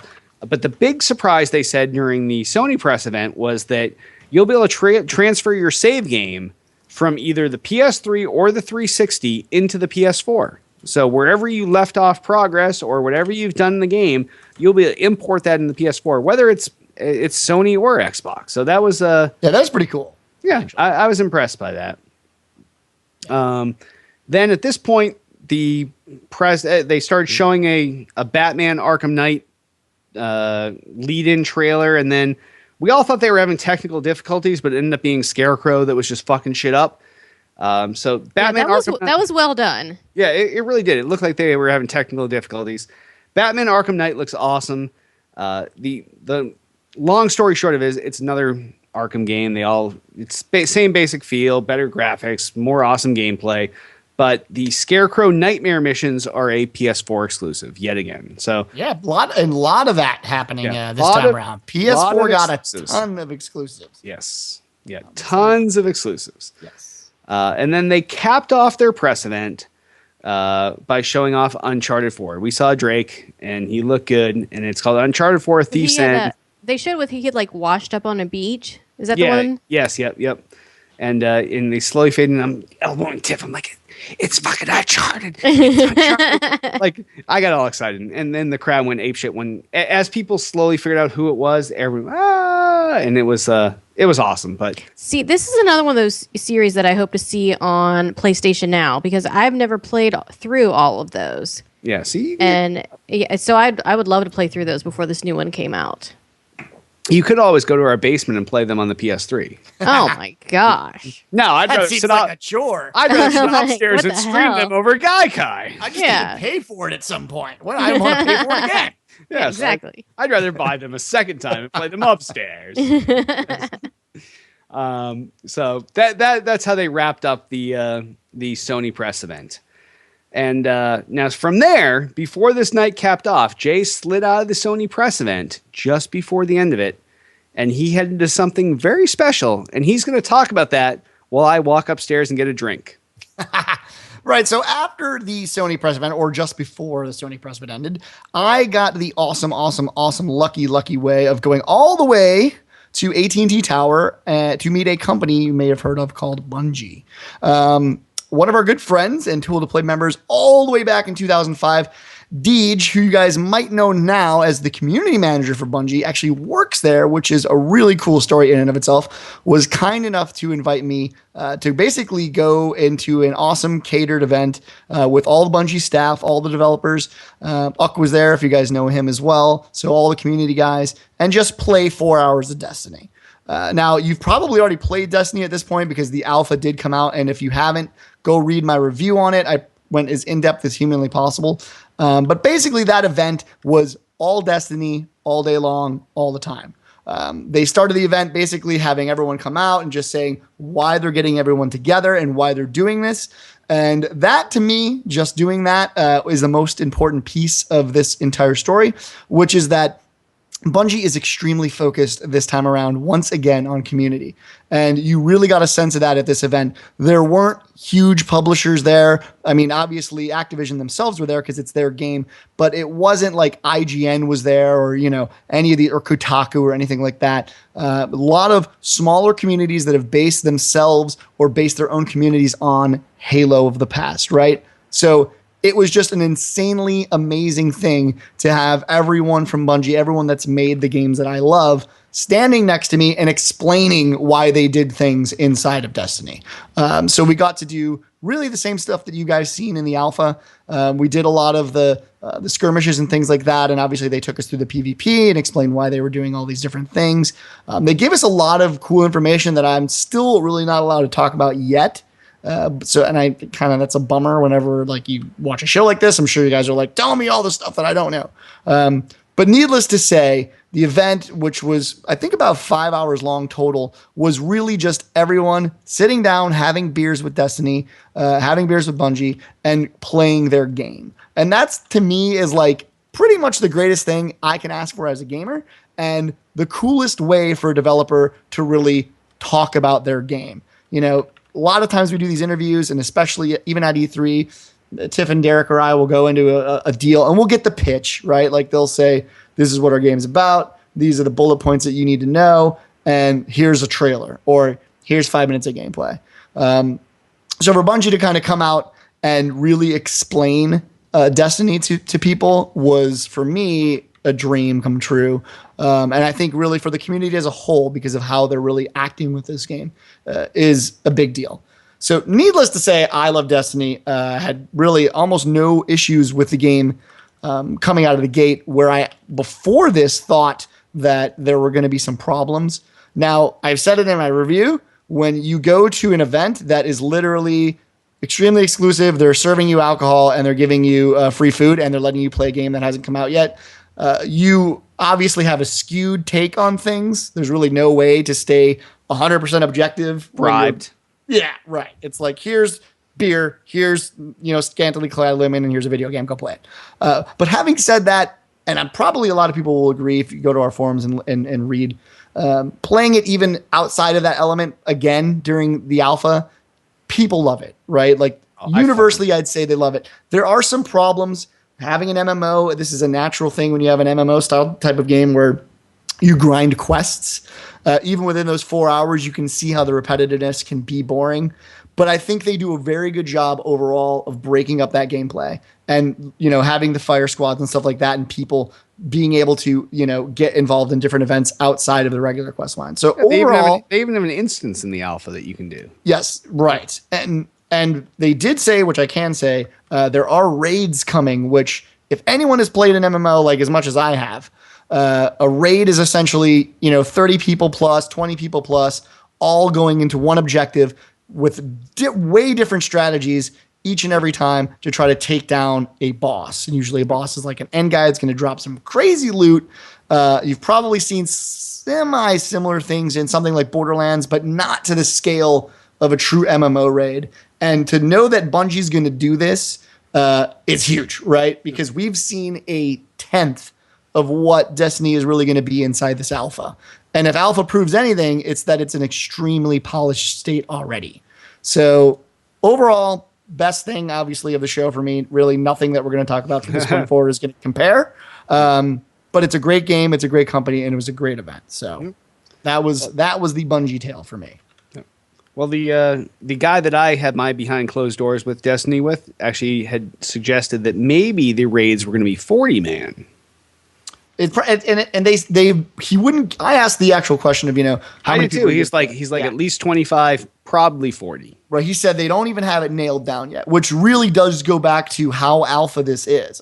I think a lot of people play Destiny and they're like, it's so polished. Why don't they just release it? Yeah. And really, you're looking at 10% of the gameplay. You're not even seeing all the different Crucible things, which is obviously their PvP. You're seeing a fraction of the PvE content. And there's none of the loot is all itemized yet, all these different things. So, but as a baseline game, that's kind of a proof of concept. I think it proves the concept quite well. So definitely my best in show. And I'm super excited to play the game. So yeah. Nice. All right. Well, I guess before we move on here, because Tiff is she's getting ready to crash out for the night. So we're going to quickly hit over into to Tiff's stuff. Right, Tiff? Right. Okay. I have to get up at 5:40. So. All right. So anything we did together, we're going to skip over, and we're just going to go right to Tiff's meetings, and then we're going to come back to everything else, you and I, Jay. Oh, I thought you were going to cover my meetings. No, we're going to how can I cover your meetings? I don't know. You were like, I'll cover your meetings for you. No. I said we'll let you do yours first, and then we'll go back and cover everything else. Oh, okay. Yes. So skipping around. So Tiff had a meeting with, let's see, you did Xbox. No, you did EA's Dragon Age Inquisition. Oh, I did. Yes. Yes. Well, I got to look at my notes now. Mm-hmm. This will be. Yeah, Tiff has literally this Fable Legends, Sunset Overdrive, and Evolve. And I'm looking at Dragon Age. Oh, yeah. All right. So for this one, they showed the trailer again that they showed at the, I think it was the Microsoft event. And you play as this Inquisitor, and you have this kind of whole team of people that you travel around with, and it's a huge open world you can travel through. It's kind of what they call a dynamic RPG. And I was just really amazed by the graphics, just by the vast scale of the game. I mean, pretty much anywhere that you saw on the map is somewhere that you could travel to, like, mountains in the distance, or like, a valley really far away, or whatever. And really, the kind of cool thing about this one is that you're not just playing as your single character. You're playing as kind of the leader of your own team, and you can kind of control how they're outfitted, what weapons they carry, what class they are. And which one you're playing, right? You can jump back and forth between the four? Yep, and then kind of during combat, you can kind of flip around, move back and forth, switch characters, very dynamically. And the other cool thing about this is there's kind of a little bit of like a real-time strategy element, so you could kind of like zoom out and look at kind of the whole layout from above and plan some different moves, kind of, figure out who you want to go where and who they're going to attack and how they're going to attack them. And then also what they said, for the first time ever in a Dragon Age game, you can have a mount. Oh, nice. And that kind of, lets you fast travel. You can move around. You can select each character and customize their skills and swap between them in combat. Of course, Dragon Age, so that, dragons are kind of what they call the apex characters. Those are the ultimate badasses, top of the food chain. Nice. Just kind of looking at the game, just even like the textures and everything looked very, very beautiful, very realistic. No, from what I saw of it, it looked really polished. And what you were saying about it was those two different types of gameplay that you're controlling 4 different characters, but you're jumping between them. So even though it's like playing co-op by yourself, but that ability to like zoom back into that RTS mode and be like, all right, my hunter guy is going to attack this guy, and my magic person is going to go over here, and my tank's going to go tank this guy over here, tank the dragon, and I'll actually play this guy and do this, and then you're like, go. And everything just happens, and all your guys are doing what you want. And then even then, you can still switch over into those guys and play their shit instead of doing the RTS thing. So I thought that looked amazing. Yeah, no, this is pretty high up on my must-buy list. It's kind of that whole tactical view. It definitely is not your typical RPG type game. And you can kind of, just set things up and plan out these moves and just kind of sit back and watch them as they play out. No, it definitely looked impressive. And then you saw Fable Legends. Speaking of RPG games. Yes. Yeah, exactly. So what they were talking about with this game is the time period for this one is actually before the other Fable games. Oh, prequel. It has, a lot of the typical Fable elements.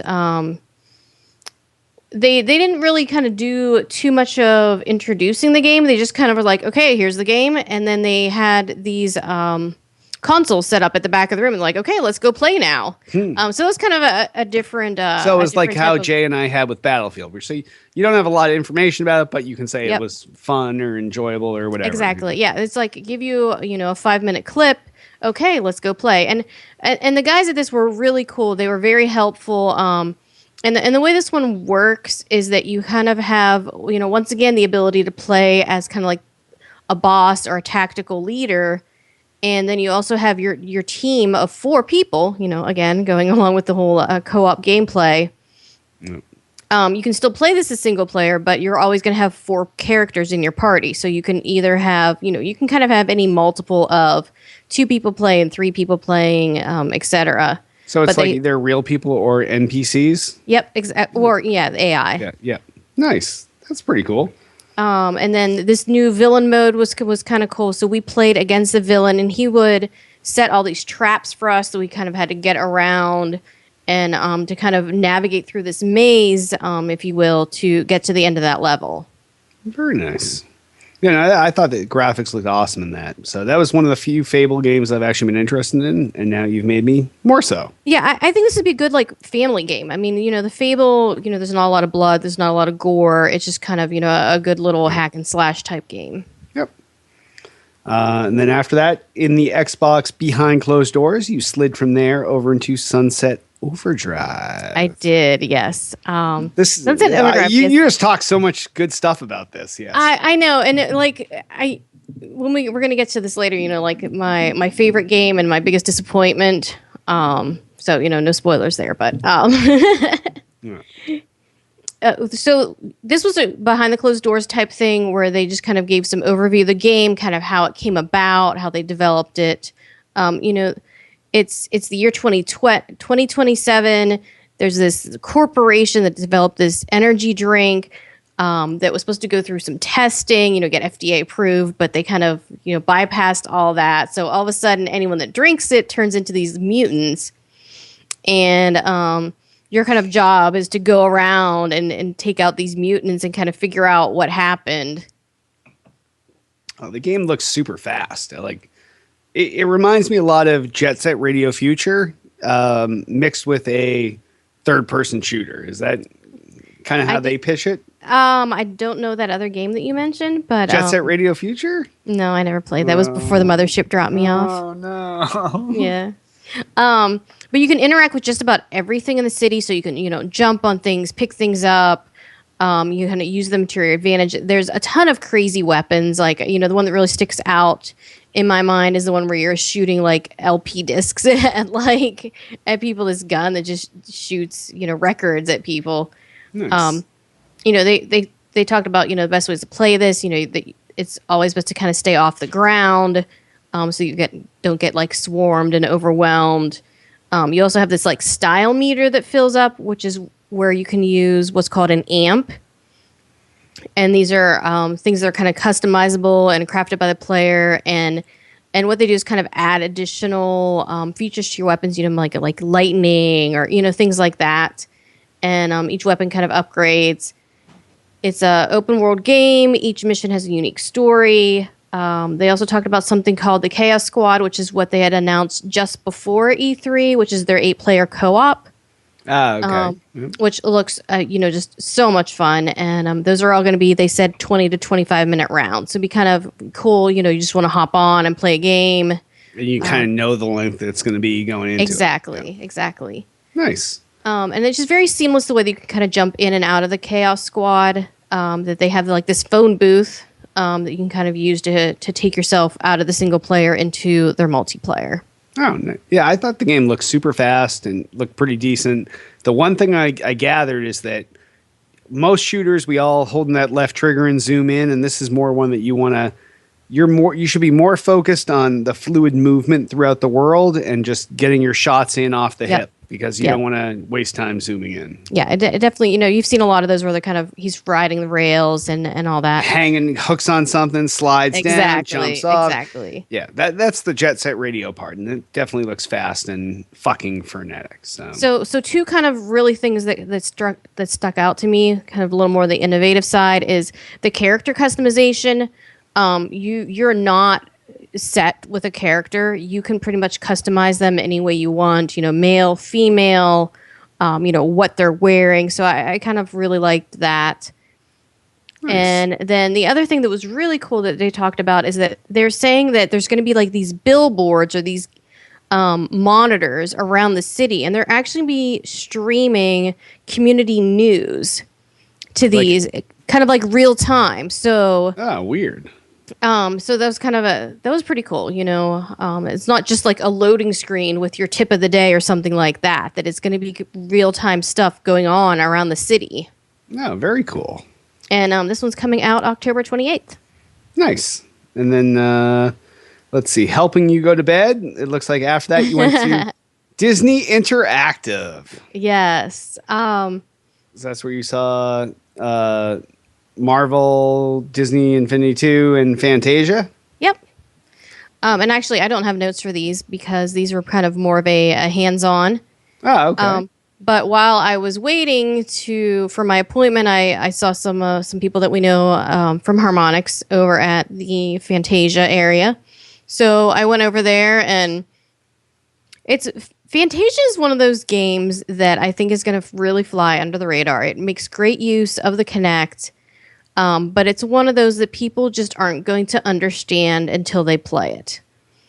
And I just can't emphasize that enough. Like, it was one of those, like, I'm sitting there watching people play it. I'm like, oh my God, that looks so dumb. What are they doing? They're just waving their arms around. But that's how it looks to me. It's totally believe that.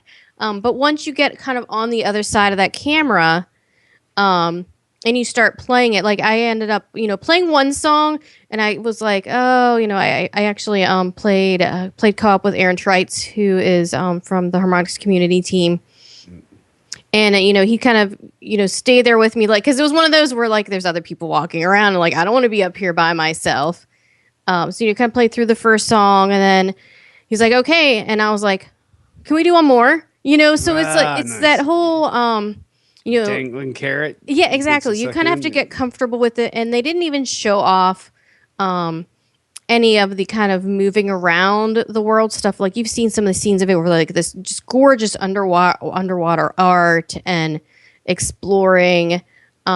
If you're looking for something to make use of your Kinect that you had to buy because it was packaged in with your Xbox One, definitely take a look at this one. I think it's going to be it's a different type of game for sure. And then nice. I also looked at Disney Infinity, which seems like a great game to play with your kids, especially, once again, the crossover, all us nerds. We love, we love Marvel movies. We love Marvel. We love comics. So some pretty cool new things with that is I believe that you're going to still be able to use the same portal. There's some new discs that come along now, too, that you can kind of use to apply different character skins. For example, you could have the old Captain America look versus the more modern, things like that. Nice. two really cool upgrades to this, which I'm looking forward to, and I think we're probably going to pick this up, for the kids. This is the most fucking for the kids. For the kids, totally. Is that they did include some skill trees now, so you can some RPG elements to it. Yeah, exactly. So you can kind of level up your characters.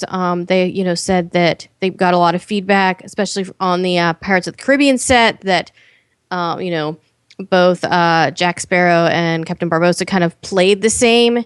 So this kind of, takes that into account, that you can kind of level each character up separately and unlock different skills. Nice. And then the other cool thing, kind of borrowing from the whole Minecraft universe, is as opposed to, just kind of building things individually, is that they now have some kind of pre-built items in their toy box.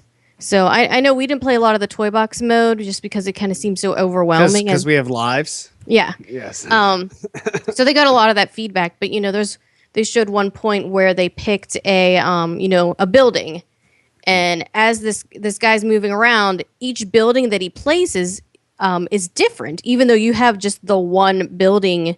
Oh, cool! So icon that you're just kind of. So it's very thing. quickly. As you lay it out, you're still getting a unique city. Yes, exactly. Very cool. Nice. I'm looking forward to that. I can't wait to pick that up too. So. Obviously, that's for the kids. Yeah, for the kids. Bullshit, Jay! You're gonna get that. No, it is.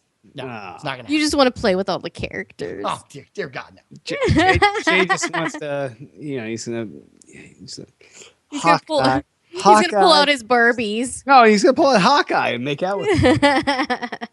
Now, Hawkeye sounds like hot guy, so it's okay.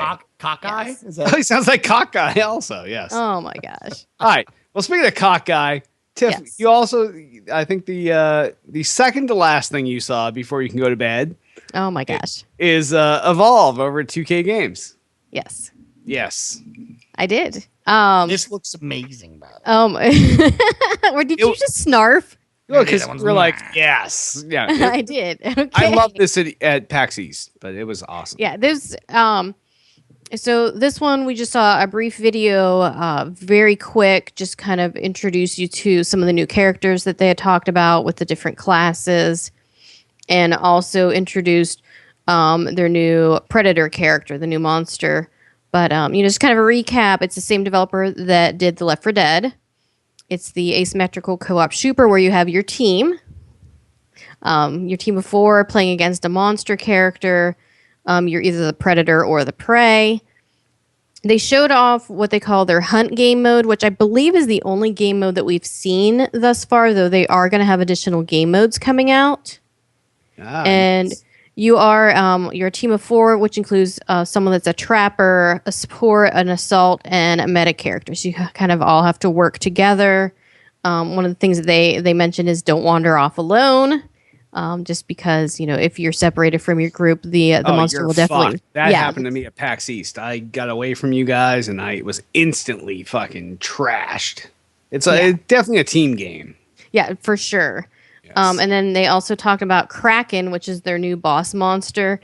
And holy shit, the Kraken is so freaky and scary looking. Kraken. Yeah, no, it's definitely a little more scary than I think it was the Goliath. I think it was the other monster Goliath they had. Was when we saw at PAX East. Yeah, no, this guy he comes at you like, oh my god.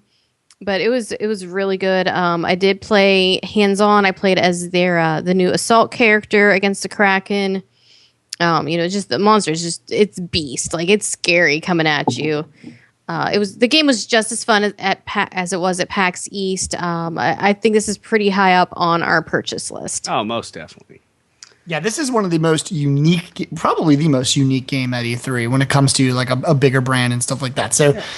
I have asymmetric multiplayer. Yeah, I have to say, just seeing it on the showroom floor, like it was one of those games where didn't matter what day or what time you walked into the convention, line around the block, sort of a deal. Tons of people hurtled around it, literally like even not in line, but just watching the screen, because it's such an interesting type of gameplay. And even on the competitive side, they had like a tournament sort of ongoing the entire all weekend, all weekend, all 3 days. It was really cool to see a tournament based on 1v4. Like what an awesome concept. And it made the commentating and everything else really awesome. Like the monster, trying to really stay alive, but also, murder these 4 other people. Right. Totally different dynamic. Probably one of my second best in show, and I didn't even get a chance to actually physically play it. So really cool a concept overall.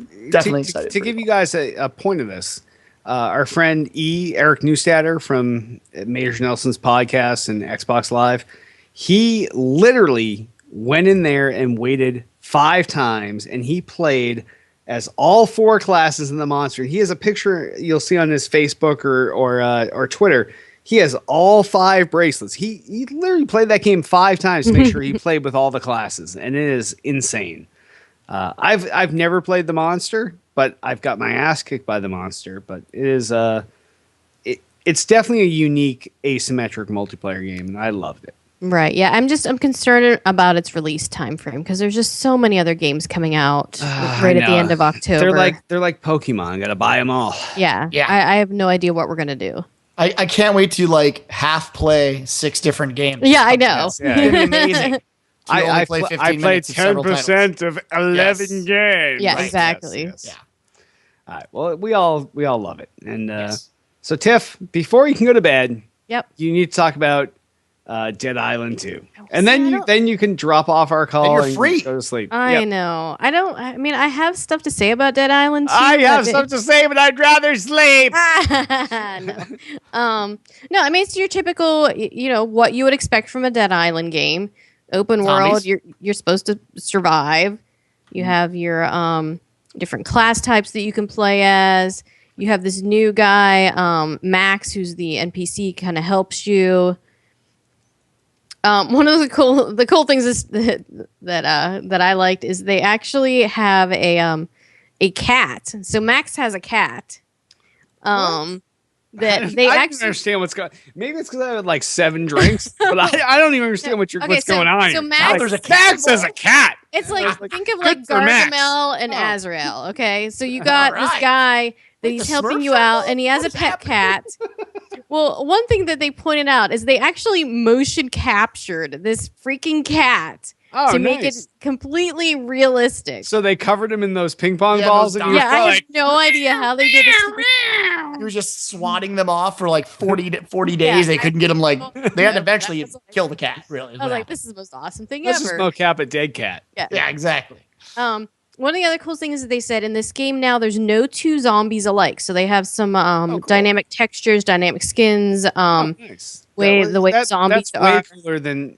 Despite Dead Island, always felt like there was a lot of different zombies, but occasionally you would see like the same you get the same model over and over again. Guy, the guy with the wife beater on who works out, or the guy that's in the suit and tie, or right. So that's kind of cool. So also for the first time, you can pick up and use motorized weapons, which those all require gas. Oh. So, of course, you have to find gas to make sure that your weapons work, as opposed to, just finding ammo. Nope. You can also dual wield for the first time. Halo 2. H2. Dual needlers, baby. Pink they didn't have any hands-on here, but they said at PAX Prime and Gamescom, they'll have some hands-on going on. So we'll check this out in Germany then. Yeah, totally. Yep. Cool. Drink lots of beer. Yes. They just said, they really wanted a balance between realism and fun. It's the first-person perspective. Just like the other game, you can craft and upgrade weapons. It's going to be out on PS4, Xbox One, and PC. And I believe at some point that they said it can be up to 8 players, which... more than the 4 currently. Yeah, exactly. Nice. Big fan. Is that the first 8-player... Has anyone ever utilized the 8-player co-op? No, there's a Sunset Overdrive was going to have the 8-player now. There's an Xbox ID Xbox game that does 8-player, but it's not out yet. The Pound I Drew a Box. Yeah. Yes. I drew a red box or whatever it's called. Yeah, IDARB. I drew a red box.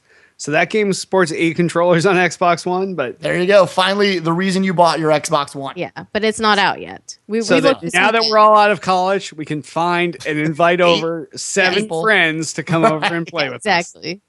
And they're all like, my kids have soccer that night. Right. Right. Yeah. No. But it's cool that it's there. Yes. For that one college kid that has enough money for an Xbox One and 7 extra controllers. Yes. Yes.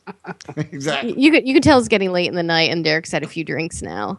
Oh, I've had plenty of drinks. Which is awesome because this show is only going to get worse. Yeah, as the once night I go goes to on. bed, I'm afraid of what's going to happen. Oh, this show is going to be unintelligible. Oh, dear. Good luck, Jay. All right. Well, speaking of Tiff going to bed, I guess this is her time to depart the show. Yep. There you go. Yes. So you may escape now. All right. How do I leave? Hit will drop you off the show if he's not smoking a vape right now. All right. And we will we'll see you at some point. All right. Good luck. Thanks. Hit, are you awake? Oh, he's got it. Oh my God. He doesn't. Oh, he Yes, does. he does. All right. So now it's Hero. just you and I, and we've had plenty of drinks in this show. I'm almost thinking we might need a break mid-show. We can try.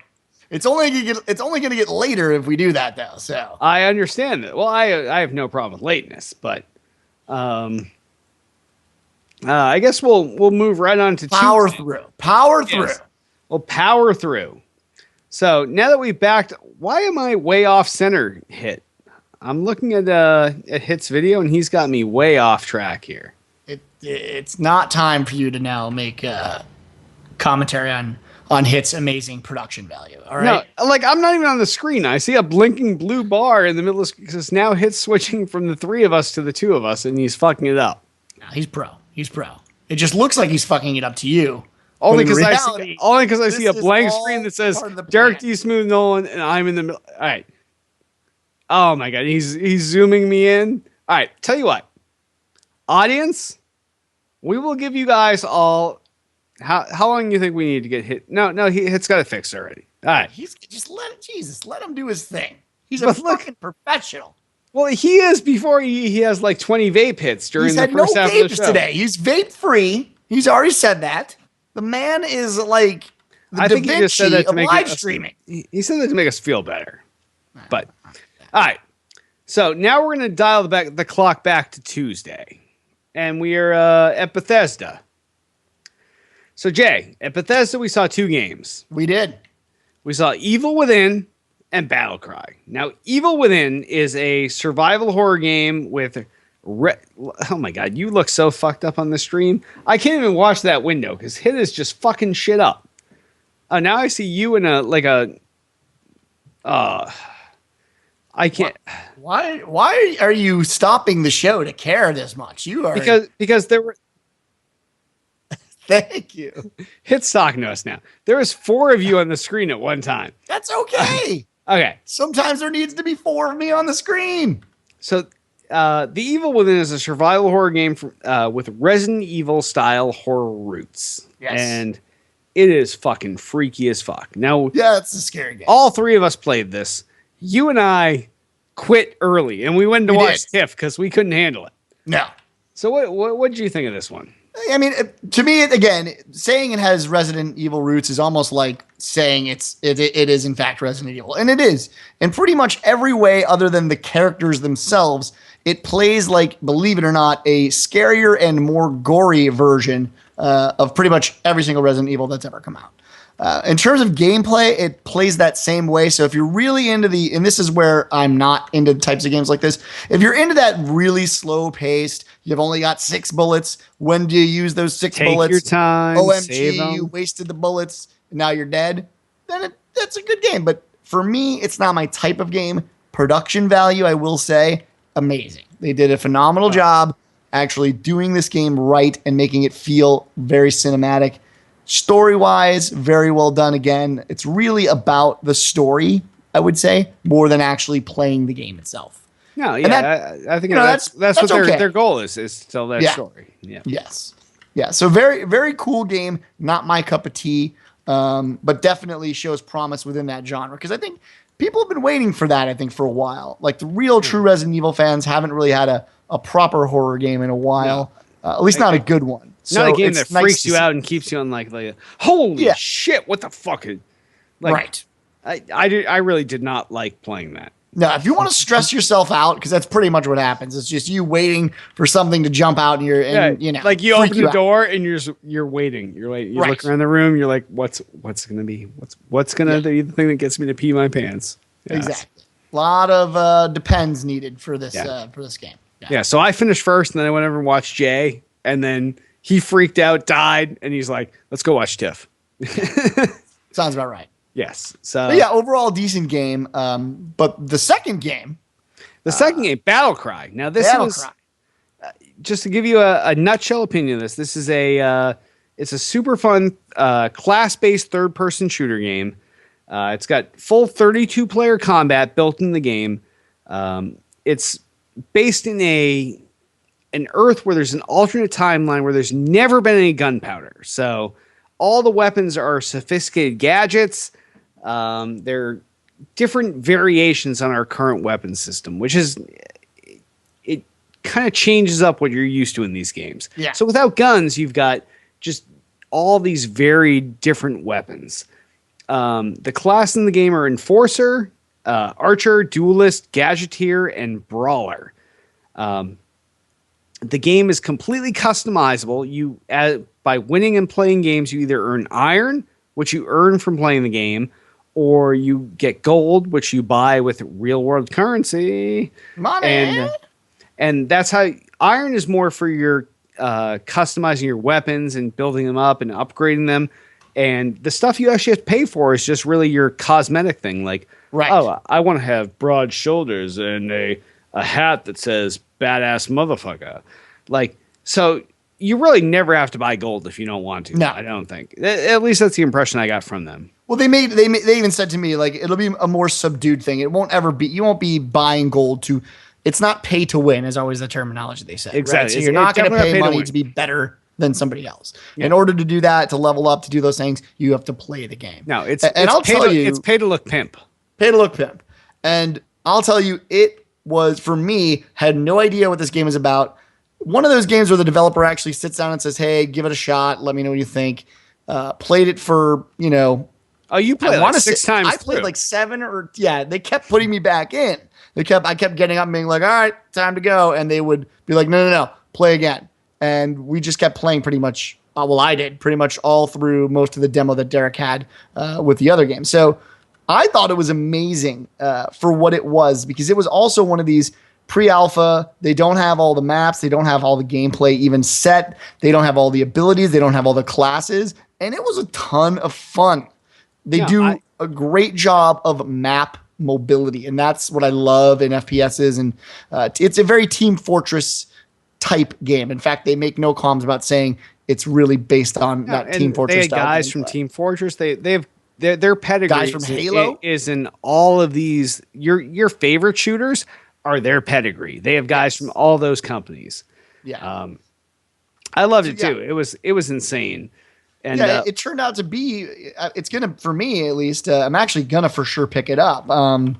And just because of how beta the game was, and yet how well it played. Because one of the things they said to us is, we wanted to get gameplay down first, and then worry about class balance, all the other things that you have to do in a shooter. And this is melee plus shooting. So it really played phenomenally well for a very alpha type of game. And I was really excited pretty much from the get-go. Once I learned the class a little bit and got out there and smashed some faces, it was a ton of fun. So guys, really keep an eye out on this one, and we'll definitely keep an eye on it as well. But certainly a fun game. If you haven't heard of it before, I highly suggest you go look up some other videos and just see the type of gameplay that it provides, because it's cool. Yeah, cool shit. One of my favorite parts is after the game is over, like you are still in the game. Like the game's over. One team wins, one team doesn't, and you actually walk around the battle, and you can see like the guy on the other team that had the most kills. He's the leader. Right. So you can either go over and congratulate him, you can salute him, you can pin a medal on him, and in the game I played, I was the top guy on my team, and 2 guys came over, they saluted me, like another couple of guys like bowed before me. Another guy put a pin on me. Like it's like soccer as a kid. GG. Right. Good Shake job, hands. bro. Yeah. So it really takes like I've never seen this in any other shooter ever, where like after the game, like they give you time to GG to the other team. Yeah. Where most people will eventually just shit on the other player because that's how the internet works. But for when we demoed, people were pretty nice. Well, no, but they don't give you the opportunity to type anything. You can't want. be a dick. You can only pick from a list of like congratulations, or you can bow, you can kneel, or you can pin something on them. So the other guy can't do anything horrible to you. So he might as well do something nice and give you appreciation. So it was cool. And niceys. Yeah, my own team came over. Like a couple guys bowed. It felt really good. It's a really cool dynamic that hasn't been in any other game for sure. And they have a what was that mech game? Chrome Hounds. Chrome Hounds, yes. They have a Chrome Hound style thing. So there's also this global war effort that's going on in the game.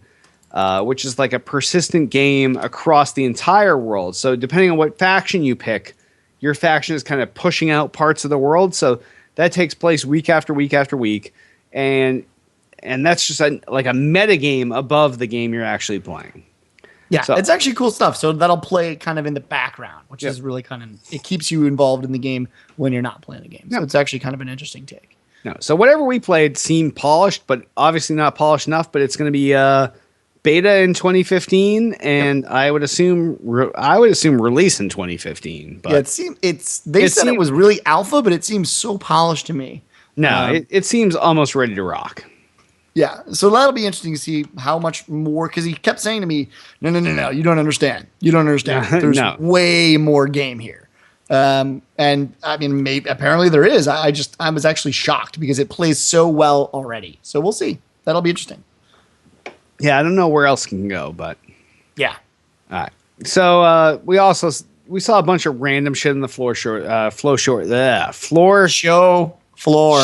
floor. Well, you're welcome. Here it's midnight. There it's only 9 o'clock for you. Yeah, I'm ready to go. Yes. On the show floor, we saw a lot of their shit, and then we bailed out of there. Went to Pactor's Party, best event of E3. Always. Absolutely fantastic. Year after year. So this year we saw. All right, let's talk about highlights from Pactor's Party then.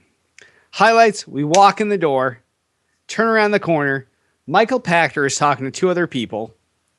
Looks up, Derek, and literally interrupts his conversation. Did that not happen? It did. I don't care, but yes, it did. Yeah, I don't think anyone listening cares either. But I mean, it's amazing. I felt good about that. We got to see a lot of friends there. We saw Eric Neustadter from Xbox Live. Another point during the night, I was talking with a bunch of people, and Larry Herb came over. Derek, sorry to interrupt, but I just want to say hi. I was like, hey, Larry Herb, what's going on? Yeah, you and I bros. Who else do we see there? We saw. Well, it was really great to connect with people from Twitch. We met a bunch of great people from that community. Obviously, we are involved with Twitch, so it's really nice to actually talk to them one-to-one. We're hoping in the future to actually do some cool things with Twitch directly, especially with Hand of God. Hand of God, especially with Bungie as well. Yep. So it was nice to kind of have those inlays and talk to those guys too. So we saw Vince, Abby Heppy and Vince Zampella from Respawn, Titanfall people. Yeah, they were all there too, and obviously Hip Hop Gamer, which we always love seeing him around. We love seeing Hip Hop. We got some stuff. For those of you who follow us on social media, you can see most of our friends in our shitty or not so shitty pics. We saw my friend Misty Dawn, who now you guys know. Look at you taking your vape hit in the middle of the show during the Misty Dawn part. Putting me on the spot. That's when you do it. That's the time. The timing is right. So she's good peeps. She works for Machinima now. Maybe some of you know her from her hardcore porn days, but she's a friend of mine, and now she's a friend of Tiff's and Joel's. And she's good people, like nerdiest of nerds, gamerest of gamers, and always a good time. And we saw a whole bunch of other friends there, and literally my favorite event of E3. Yeah, always, every time. Good times, yeah. And by the time that event was over, we were all a little in the box, and we went over to Bethesda, and we needed something to to bring us back. And Bethesda always gives you free tacos. This is the reason you go to a Bethesda party, by the way. Yes. They got a free taco truck. It's not a truck. It's really a stand inside of the venue, but I call it a truck. And they just make you free tacos all night. And there's all these industry people there. I don't know any of them. I'm literally there for the tacos. Yes. Yeah. I had a lot of tacos and a lot of drinks there. Yeah. And then eventually we somehow got home. Yeah, I don't remember that portion. I remember the tacos. No. I don't remember. Maybe the tacos drove us home. I don't remember. I just know that it was a great end to a great night. It was. For Wednesday. Yes. Or for Tuesday. Or Tuesday, yeah. Tuesday. Yeah, that's how great it was. That's how we don't, because we don't know the days at that point. Once Tuesday hits, all the days, really one day. Yeah. It's one E3. After Monday, E3 is one big, long fucking day. Yeah. Yeah. All right. Speaking of days, well, now we wake up, I get everybody up early, we all have breakfast, and everybody's mad at me, and then we head over to Activision. And Jay, you and I saw Call of Duty Advanced Warfare, just like on my shirt here. There you go. Now, teaser comes out 11/4/14. So this is now the first of the Call of Duty games that's been in development for 3 years. So this is by what the fuck is their name? Sledgehammer. Sledgehammer. So yeah. So now Sledgehammer helped Infinity Ward with Modern Warfare 3, but now Sledgehammer has their own 3-year cycle. Infinity Ward has their 3-year cycle, and Treyarch has their 3-year cycle. So every year there's going to be a new game that will have been in development for 3 years. These are going to be the best Call of Duty games you've ever had because we hope they're not rushing them out. And from what we saw, this did not look like it was rushed the fuck out at all. Yes. Yeah. They did some super detailed motion capture in this game, all the way down to pupils dilating. Like they gave this demo where you look at Kevin Spacey's pupils and like he's like, oh, are my pupils dilating? And like, it was impressive. It really was. Yeah.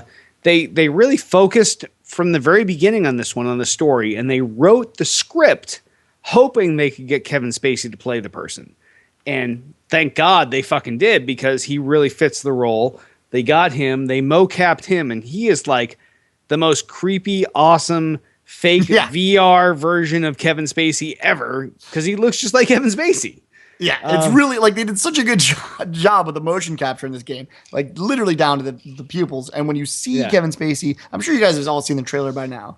Yeah. It just really looks amazing. It really does. And I'm going to say it. I do not like Call of Duty. I end up buying them every fucking time. I buy them. I regret them. The minute I start the game, I'm like 3 minutes in, I'm like, oh, why the fuck am I playing this stupid game again?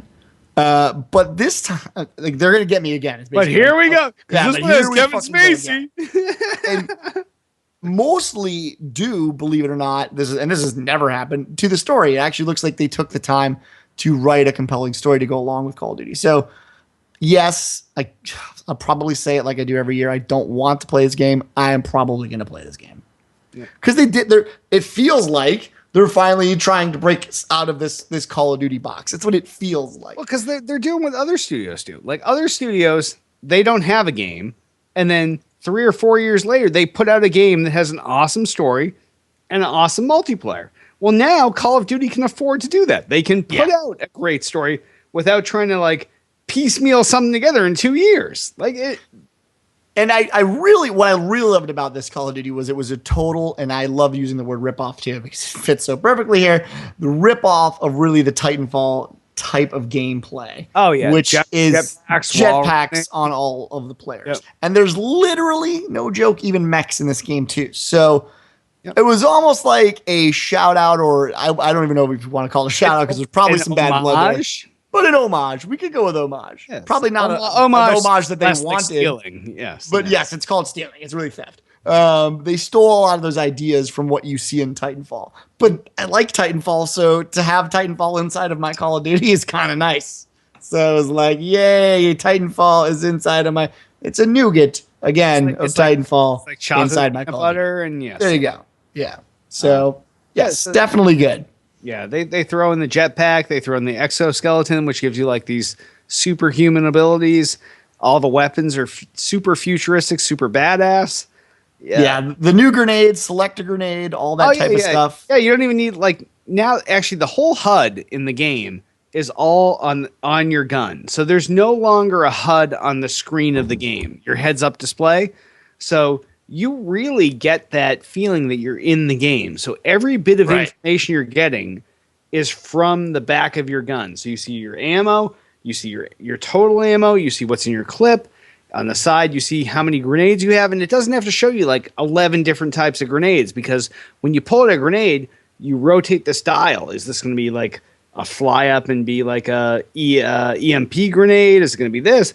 And then you literally pick the grenade type, throw it off, it does its thing. That part is one of the cooler parts for me for the multiplayer. Yeah, definitely.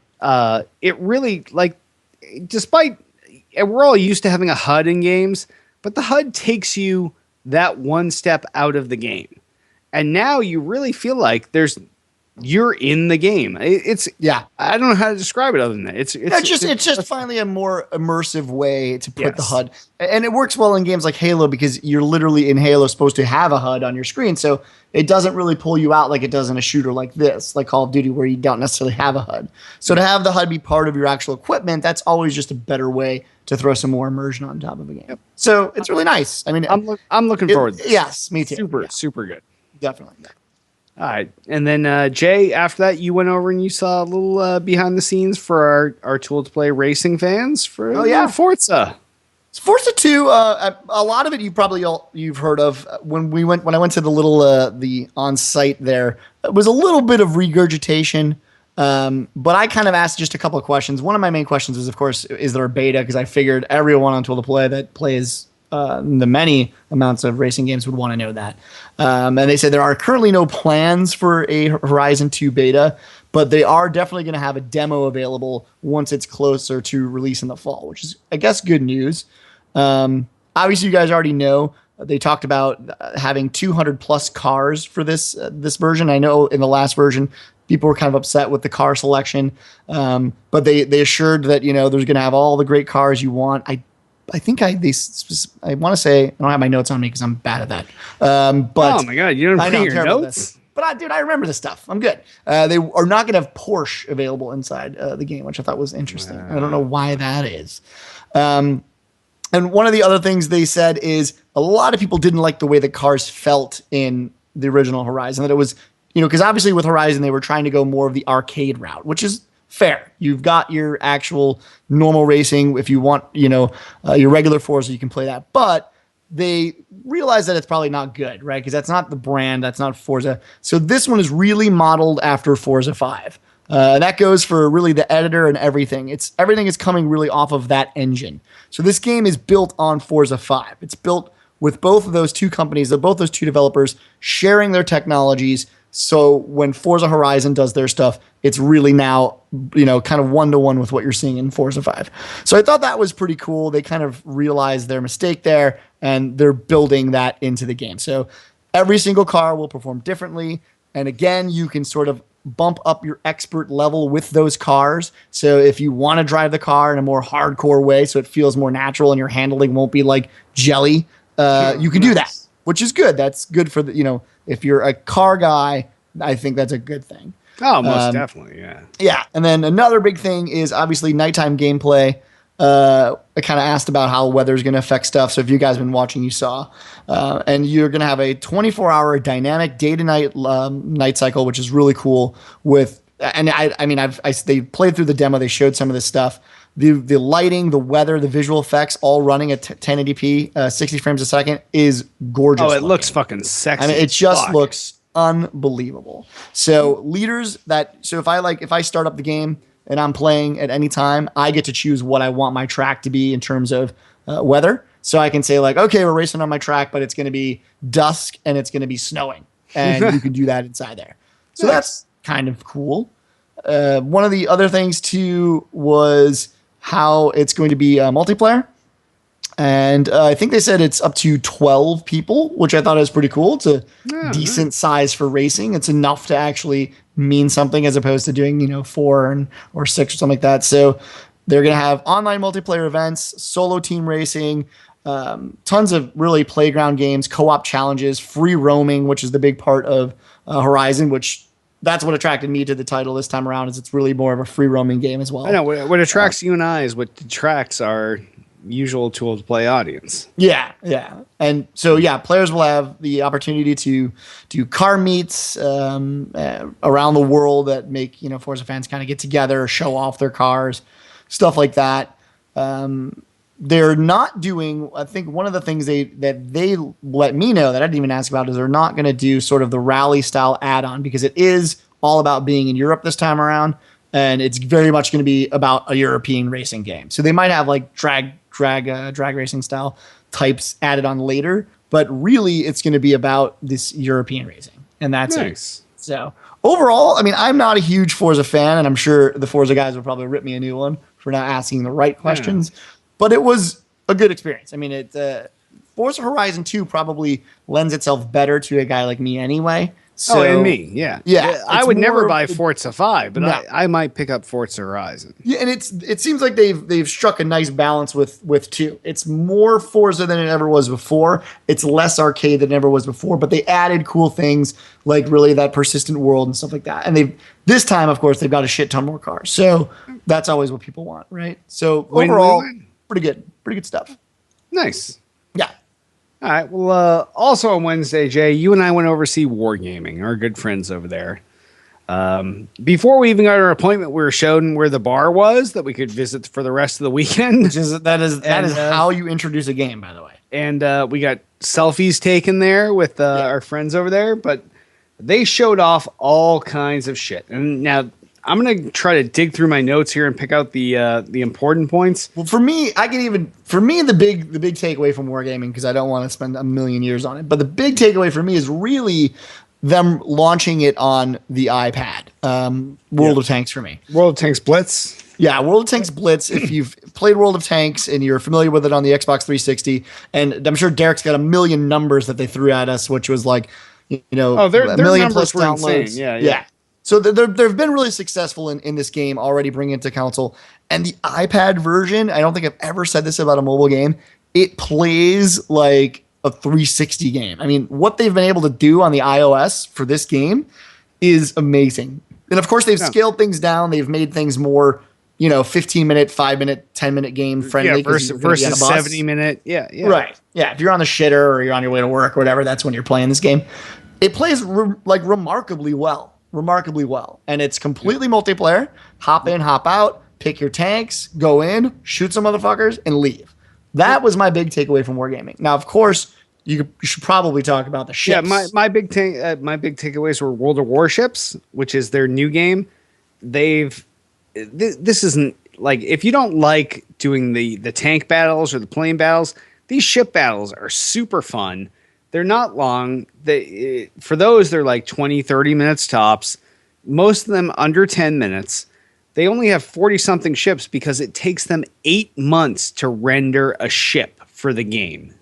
It takes 8 months. For one warship. And that's because these ships, they've detailed all the way down to all 140 guns on top, to the propellers under the water. The level of detail is insane. And they showed us this, and they're like zooming in, and the water looks great, and you can see the propellers spinning under the water, and they're having these awesome battles. It is, of all the World of X games, this might be the one that I would actually play. It's slow enough to be fun, slow enough to be non-confusing, but fast enough to be fun. And the fact that you can kind of mix and match those same strategies you've learned from the other World of X games, but put it to this without having to have that kind of like, oh, now I got to go 200 miles over here and find this guy and finally take like everybody's right there because it's the water. It's actually really, really fun. The other big takeaway I had from them was with their Xbox Live stuff, World of Tanks on the Xbox 360. So they have 3.9 million downloads of this on the Xbox 360, or 3.8 million downloads. There's 48 million people with Xbox Live. This means almost 10% of people with Xbox Live have downloaded World of Tanks. That is insane to me. Yeah, that is pretty awesome. Like, like these guys are just doing so well. It doesn't surprise me they're doing so well because they have huge pocketbooks and they always take care of us. They do.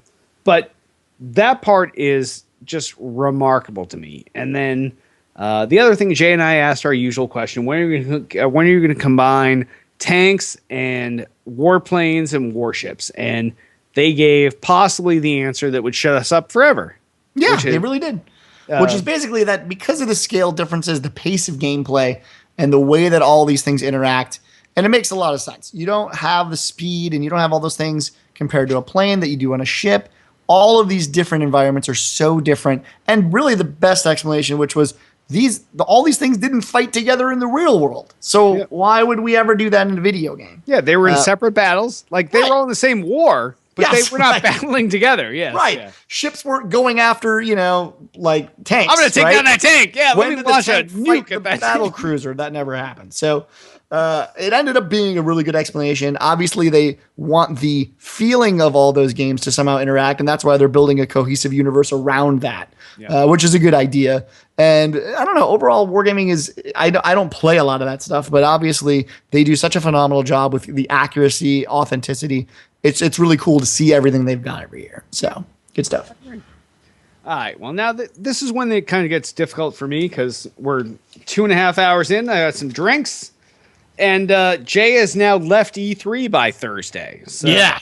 Well, we could talk about the Deep Silver party at least. Oh, yeah. Well, why don't we talk about that? That was an awesome party on Wednesday night. That was Aubrey Norris, our good friend over at Deep Silver, made sure all three of us got invites there. This party was amazing. It was in the Conga Room at LA Live, and it was Dead Island 2 themed. It was zombies everywhere. So they had a certain amount of people at the party, like pre-made up as zombies. And they had a makeup room at the party where if you want to, you can get like a Walking Dead style full bore makeup to look like a zombie. And Prodigy X, Robert Paz, like our good friend, he came out. He looked as good as anybody in The Walking Dead. Wouldn't you say? Yeah, it's pretty cool. Yeah, it was crazy. Good photo booths there, crazy drinks. At one point, they had a whole room of zombies that they all unleashed on the party at the same time. It was pretty cool. They kind of dimmed the lights at around like 9 o'clock at night, and of course, Michael Jackson's Thriller comes on. No one knows what's going on. It was our job, obviously, for some fucked up reason, to watch the door that the zombies came out of, because they didn't want anyone going into the door early. But the door opens up. All these like made up real zombies come out and start attacking everyone at the party. Yeah. I think one of them actually bit Derek's arm. Yeah, I was all of a sudden I thought it was the crazy thing. So I'm taking a video with my phone, and then I'm like, if you want, I should probably post this video at some point. But I'm like, oh my god, it's going around. I'm like, and she's like biting on the wristband on my arm, pulling down my arm. It was bizarre. I've never had any experience like that. Yeah, no, it was a cool way to do a gaming themed party, obviously. So one of the fun parties of that E3. Not that all of them aren't really fun. This one was just really cool. They spent a lot of time on theming, and it made it feel real. Right. And then we left there and went to this shithole called the Figueroa, which they have a theme too, which is getting STDs. That's the theme of this party. I'm not even sure really what happened there. I'm not even sure I was awake at this point. No, you were not. Derek was in full sway mode, which means every 1 foot he walked, he swayed 6 to 8 feet left or right, depending on which direction he was going at that time. We met a lot of good folks there. We met. I don't remember meeting anyone there. You don't remember anyone. We did meet Frost from Carbine, who is the community leader over at Carbine that obviously has built the game WildStar that just launched. Glad I put my best foot forward then. Definitely put his best foot, barely made his best foot forward. And somehow, I don't know how we made it out of the Figueroa alive and relatively clean. But it was a good time. That was well, needless to say, on Thursday when I woke up, I was lying in the bed in all of my dress fully clothed. Oh, and shoes on. Yes, right. You were really just ready to go. Pretty much to the next party. Yeah, that just didn't happen. That's all. That's how that worked. Yeah. It was a pro evening for me. It was, to say the least. So then Thursday, but needless to say, no matter how Wednesday ended, Thursday I was up first, bright and early, clean and clear. You were? Doesn't matter. I was up at 6 something. So I had my appointment over at Xbox, which I didn't know what it was for at the time, but it was for, and I have to read it because I never know this title, Ori and the Blind Forest. Now, if any of you saw the Xbox press conference, this was the weird game with like the little glowy white guy, and he's at one point he's like kissing his dead mom and shit. It's basically, in a nutshell, it's a 2D platformer with a 3D-esque kind of world around it. Really, really stylized. Yeah, very much. The guy that did the game, he is actually a classically trained sculptor, not nothing with video games. Left sculpting, went to Blizzard for 10 years, worked for them, and then started this thing, this studio, which is I forgot their Moon Studios. Came up with this idea. They want to do like a Metrovania, like a Metroid Castlevania style 2D platformer. And he literally handpicked people in each of the sections of the genre, from music to this to that, but they're all over the world. It's a distributed studio. So none of these guys work in the same place. Actually, and one of the things they pointed out at my meeting with them was E3 was the first time that most of their team that have been working together for 4 years have met each other in person, which is, to me, that's crazy. Like, yeah, that's nuts. Like, the distributed offices have become a kind of a thing in the tech world in general, but I haven't really seen it work in gaming. And it seems like you would need that like collaborativeness of everyone being in the office at the same time. Yeah. But I actually saw Ani as well when I went to go see Forza. I actually snuck into Ani on accident. And it's a very, very pretty game. It is. It's well outside the box of normal games that you would see, but still stylistically really very pretty. Yes, and the things they said, they wanted to make it feel better than it looked. They wanted to get the beauty and feel of a Blizzard game, but in a Metroidvania style 2D platformer. The game's about a 10-hour playthrough if you're at your very, very best. The other weird thing that I saw, because as they're going through it, the game looks so unique and beautiful. Very few of the textures in the game are reused. Like, they had an artist that did 90% of this game, and for each level, he independently painted the background and all of the custom textures in that level. They never get reused anywhere else. It's not like some games where you're going through the level, but the background keeps cycling. No, this guy drew backgrounds that in actual terms are like 90 to 120 feet long, because it has to cover that much level across. Right. It is insane, the amount of art in this game. It really is. I think the big takeaway from a game like this is that it's a part of the ID program. Yes. So this is obviously a very independent, in every sense of the word, video game. But if this is a sort of, for me, it was like, oh, so this is what ID games can look like. This is what they could be if they get in and they hook in with Microsoft and they say, hey, we're with you, you're with us, what can we do? Yeah, and it really did look good. Yep. Yeah, so if that's your type of thing, it actually, believe it or not, it reminded me, and this is going to show my age even more. It reminded me of like an old, like Myst from a long time ago. Like that beautiful of a game.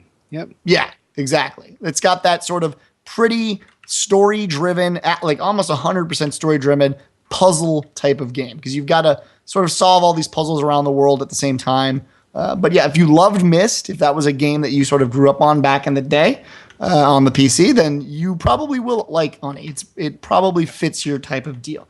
And if not, it's a good throwback to that type of game anyway, where you're not actively like it's a quality 2D platformer. Yeah. And like Jay said, because they're hooked in with the ID stuff, out this fall on PC and Xbox One. Yep.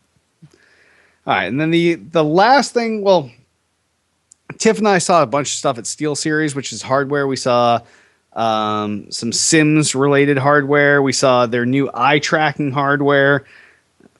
Probably not stuff suited for the podcast because it's more hardware stuff. Yeah. So the last thing I saw was I went back to saw Witcher 3: The Wild Hunt. And Jay and I saw this last year. And it was the same sort of meeting room this year, Jay, where they seated me with 1,000 beers before it even started. The game, for those who don't know, this is a RPG. and it is epically huge. It's amazing. So the way they started this was we started off in this town. We did all kinds of, like, I'm watching the guy play. He does all this shit. And he's like, okay, he's riding a horse. He's like, but we're going to fast travel from here. So we fast travel to this other spot, and he climbs up this mountain, and he looks back, and we see this other mountain peak where we started. And he's like, okay, see that? That's where we were. If we had taken our horse here, that would have taken 40 minutes. And I was like, wow, that's insane. So 40 minutes of your fast commuting travel, not walking, but your horse. Right. And then he said the world is 15 times that size. So just imagine the huge scope of this world. Yeah, that's nuts. No. So the graphics are insane. It's definitely a quest-driven RPG. Looks great. Like, you saw this last year, Jay. What did you think of it then? Because it's only gotten better. I was going to say that my big thing about it's not even the game. I can almost say I buy it for the developers, not just for the game. And the reason I say that is quality guys. Yes. The big thing about CD Projekt Red as a team is they like a lot of developers say this, but they absolutely refuse. They're not bound by any deadlines. They refuse to make the game until the game is perfect. They won't release it because they're on some deadline. They're their own publisher for that. Well, actually, I think now they do have a publisher. They used to not. I can't remember who publishes now. But the game's been developing for like 4 years. They've been showing it off every year for 4 years. They don't give a shit, right? Yeah. They're like, oh no, it was remember it was big last year? Well, it's 3 times bigger. Or now we've been able to up the particles by X or whatever. And that's the great thing that I've seen with Witcher. If you're into RPGs, if that's your gig, then there is really no question that Witcher is going to be like the RPG to play. No, that's Skyrim looked like something you shit out of your. It really did make Skyrim not look. I mean, Skyrim looks amazing. Let's be honest, but this game, for everything that's got jam packed into it, for the amount of time they've spent on it, it's definitely one of the best RPGs I've pretty much ever seen. And I did not play. I played a little bit of Skyrim. I had it for the PC. But I would be more likely to play a game like Witcher, the way they've done with their boss battles and stuff like that, than a game like Skyrim. So I agree. Overall, Witcher was probably, again, within my top 5, maybe top 10 of the show. Yeah. And I didn't even get to see it this year, so it was kind of a bummer. But it is finally coming out soon, as opposed to waiting another 3 years. It definitely looks way more polished than it used to, and it looks like it's going to be a great game. Yeah, absolutely. So much focus on the story in the game that you can't like, they're all about, let's build this rich world, let's build this rich story, and let's provide this amazing RPG gameplay experience for people, and open up this huge world for them. And like, it's not my style of game, but I'm actually really looking forward to it. It looks great. Yeah, definitely. All right. Well, wow. We made it. That covers almost everything we saw at E3. Well, I think so. Yes. So I guess on that, when we hop over briefly, Jay, into the mailbag and voicemails. Altius asks, now that E3 is over, what were your favorites? What let you down? So now Tiff weighed in early because she went to bed. So she said that Sunset Overdrive was her favorite. And she was super sad that she did not get any hands-on time with it. I mean, favorites for me is easy. Obviously, Destiny. Destiny. Me too. High fives. Virtual high fives. We don't really need to do that. We could just So and it's funny, but within the same family, Destiny and Halo for me were two of the biggest things. Destiny and the Halo 2.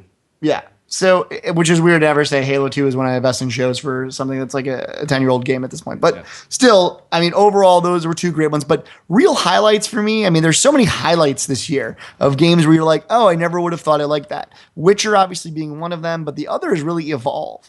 Like having these games now that are changing finally, new dynamics coming into video games.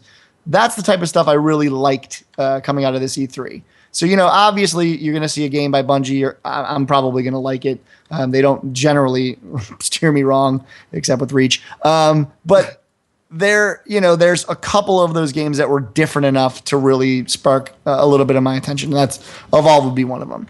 Not a lot of letdowns this year. No, my letdown was Nintendo not showing up and putting on that shitty as a video company, press yes, conference. Nintendo lets a lot of people down. Yeah, we streamed that press conference to our hotel room that morning. Yes.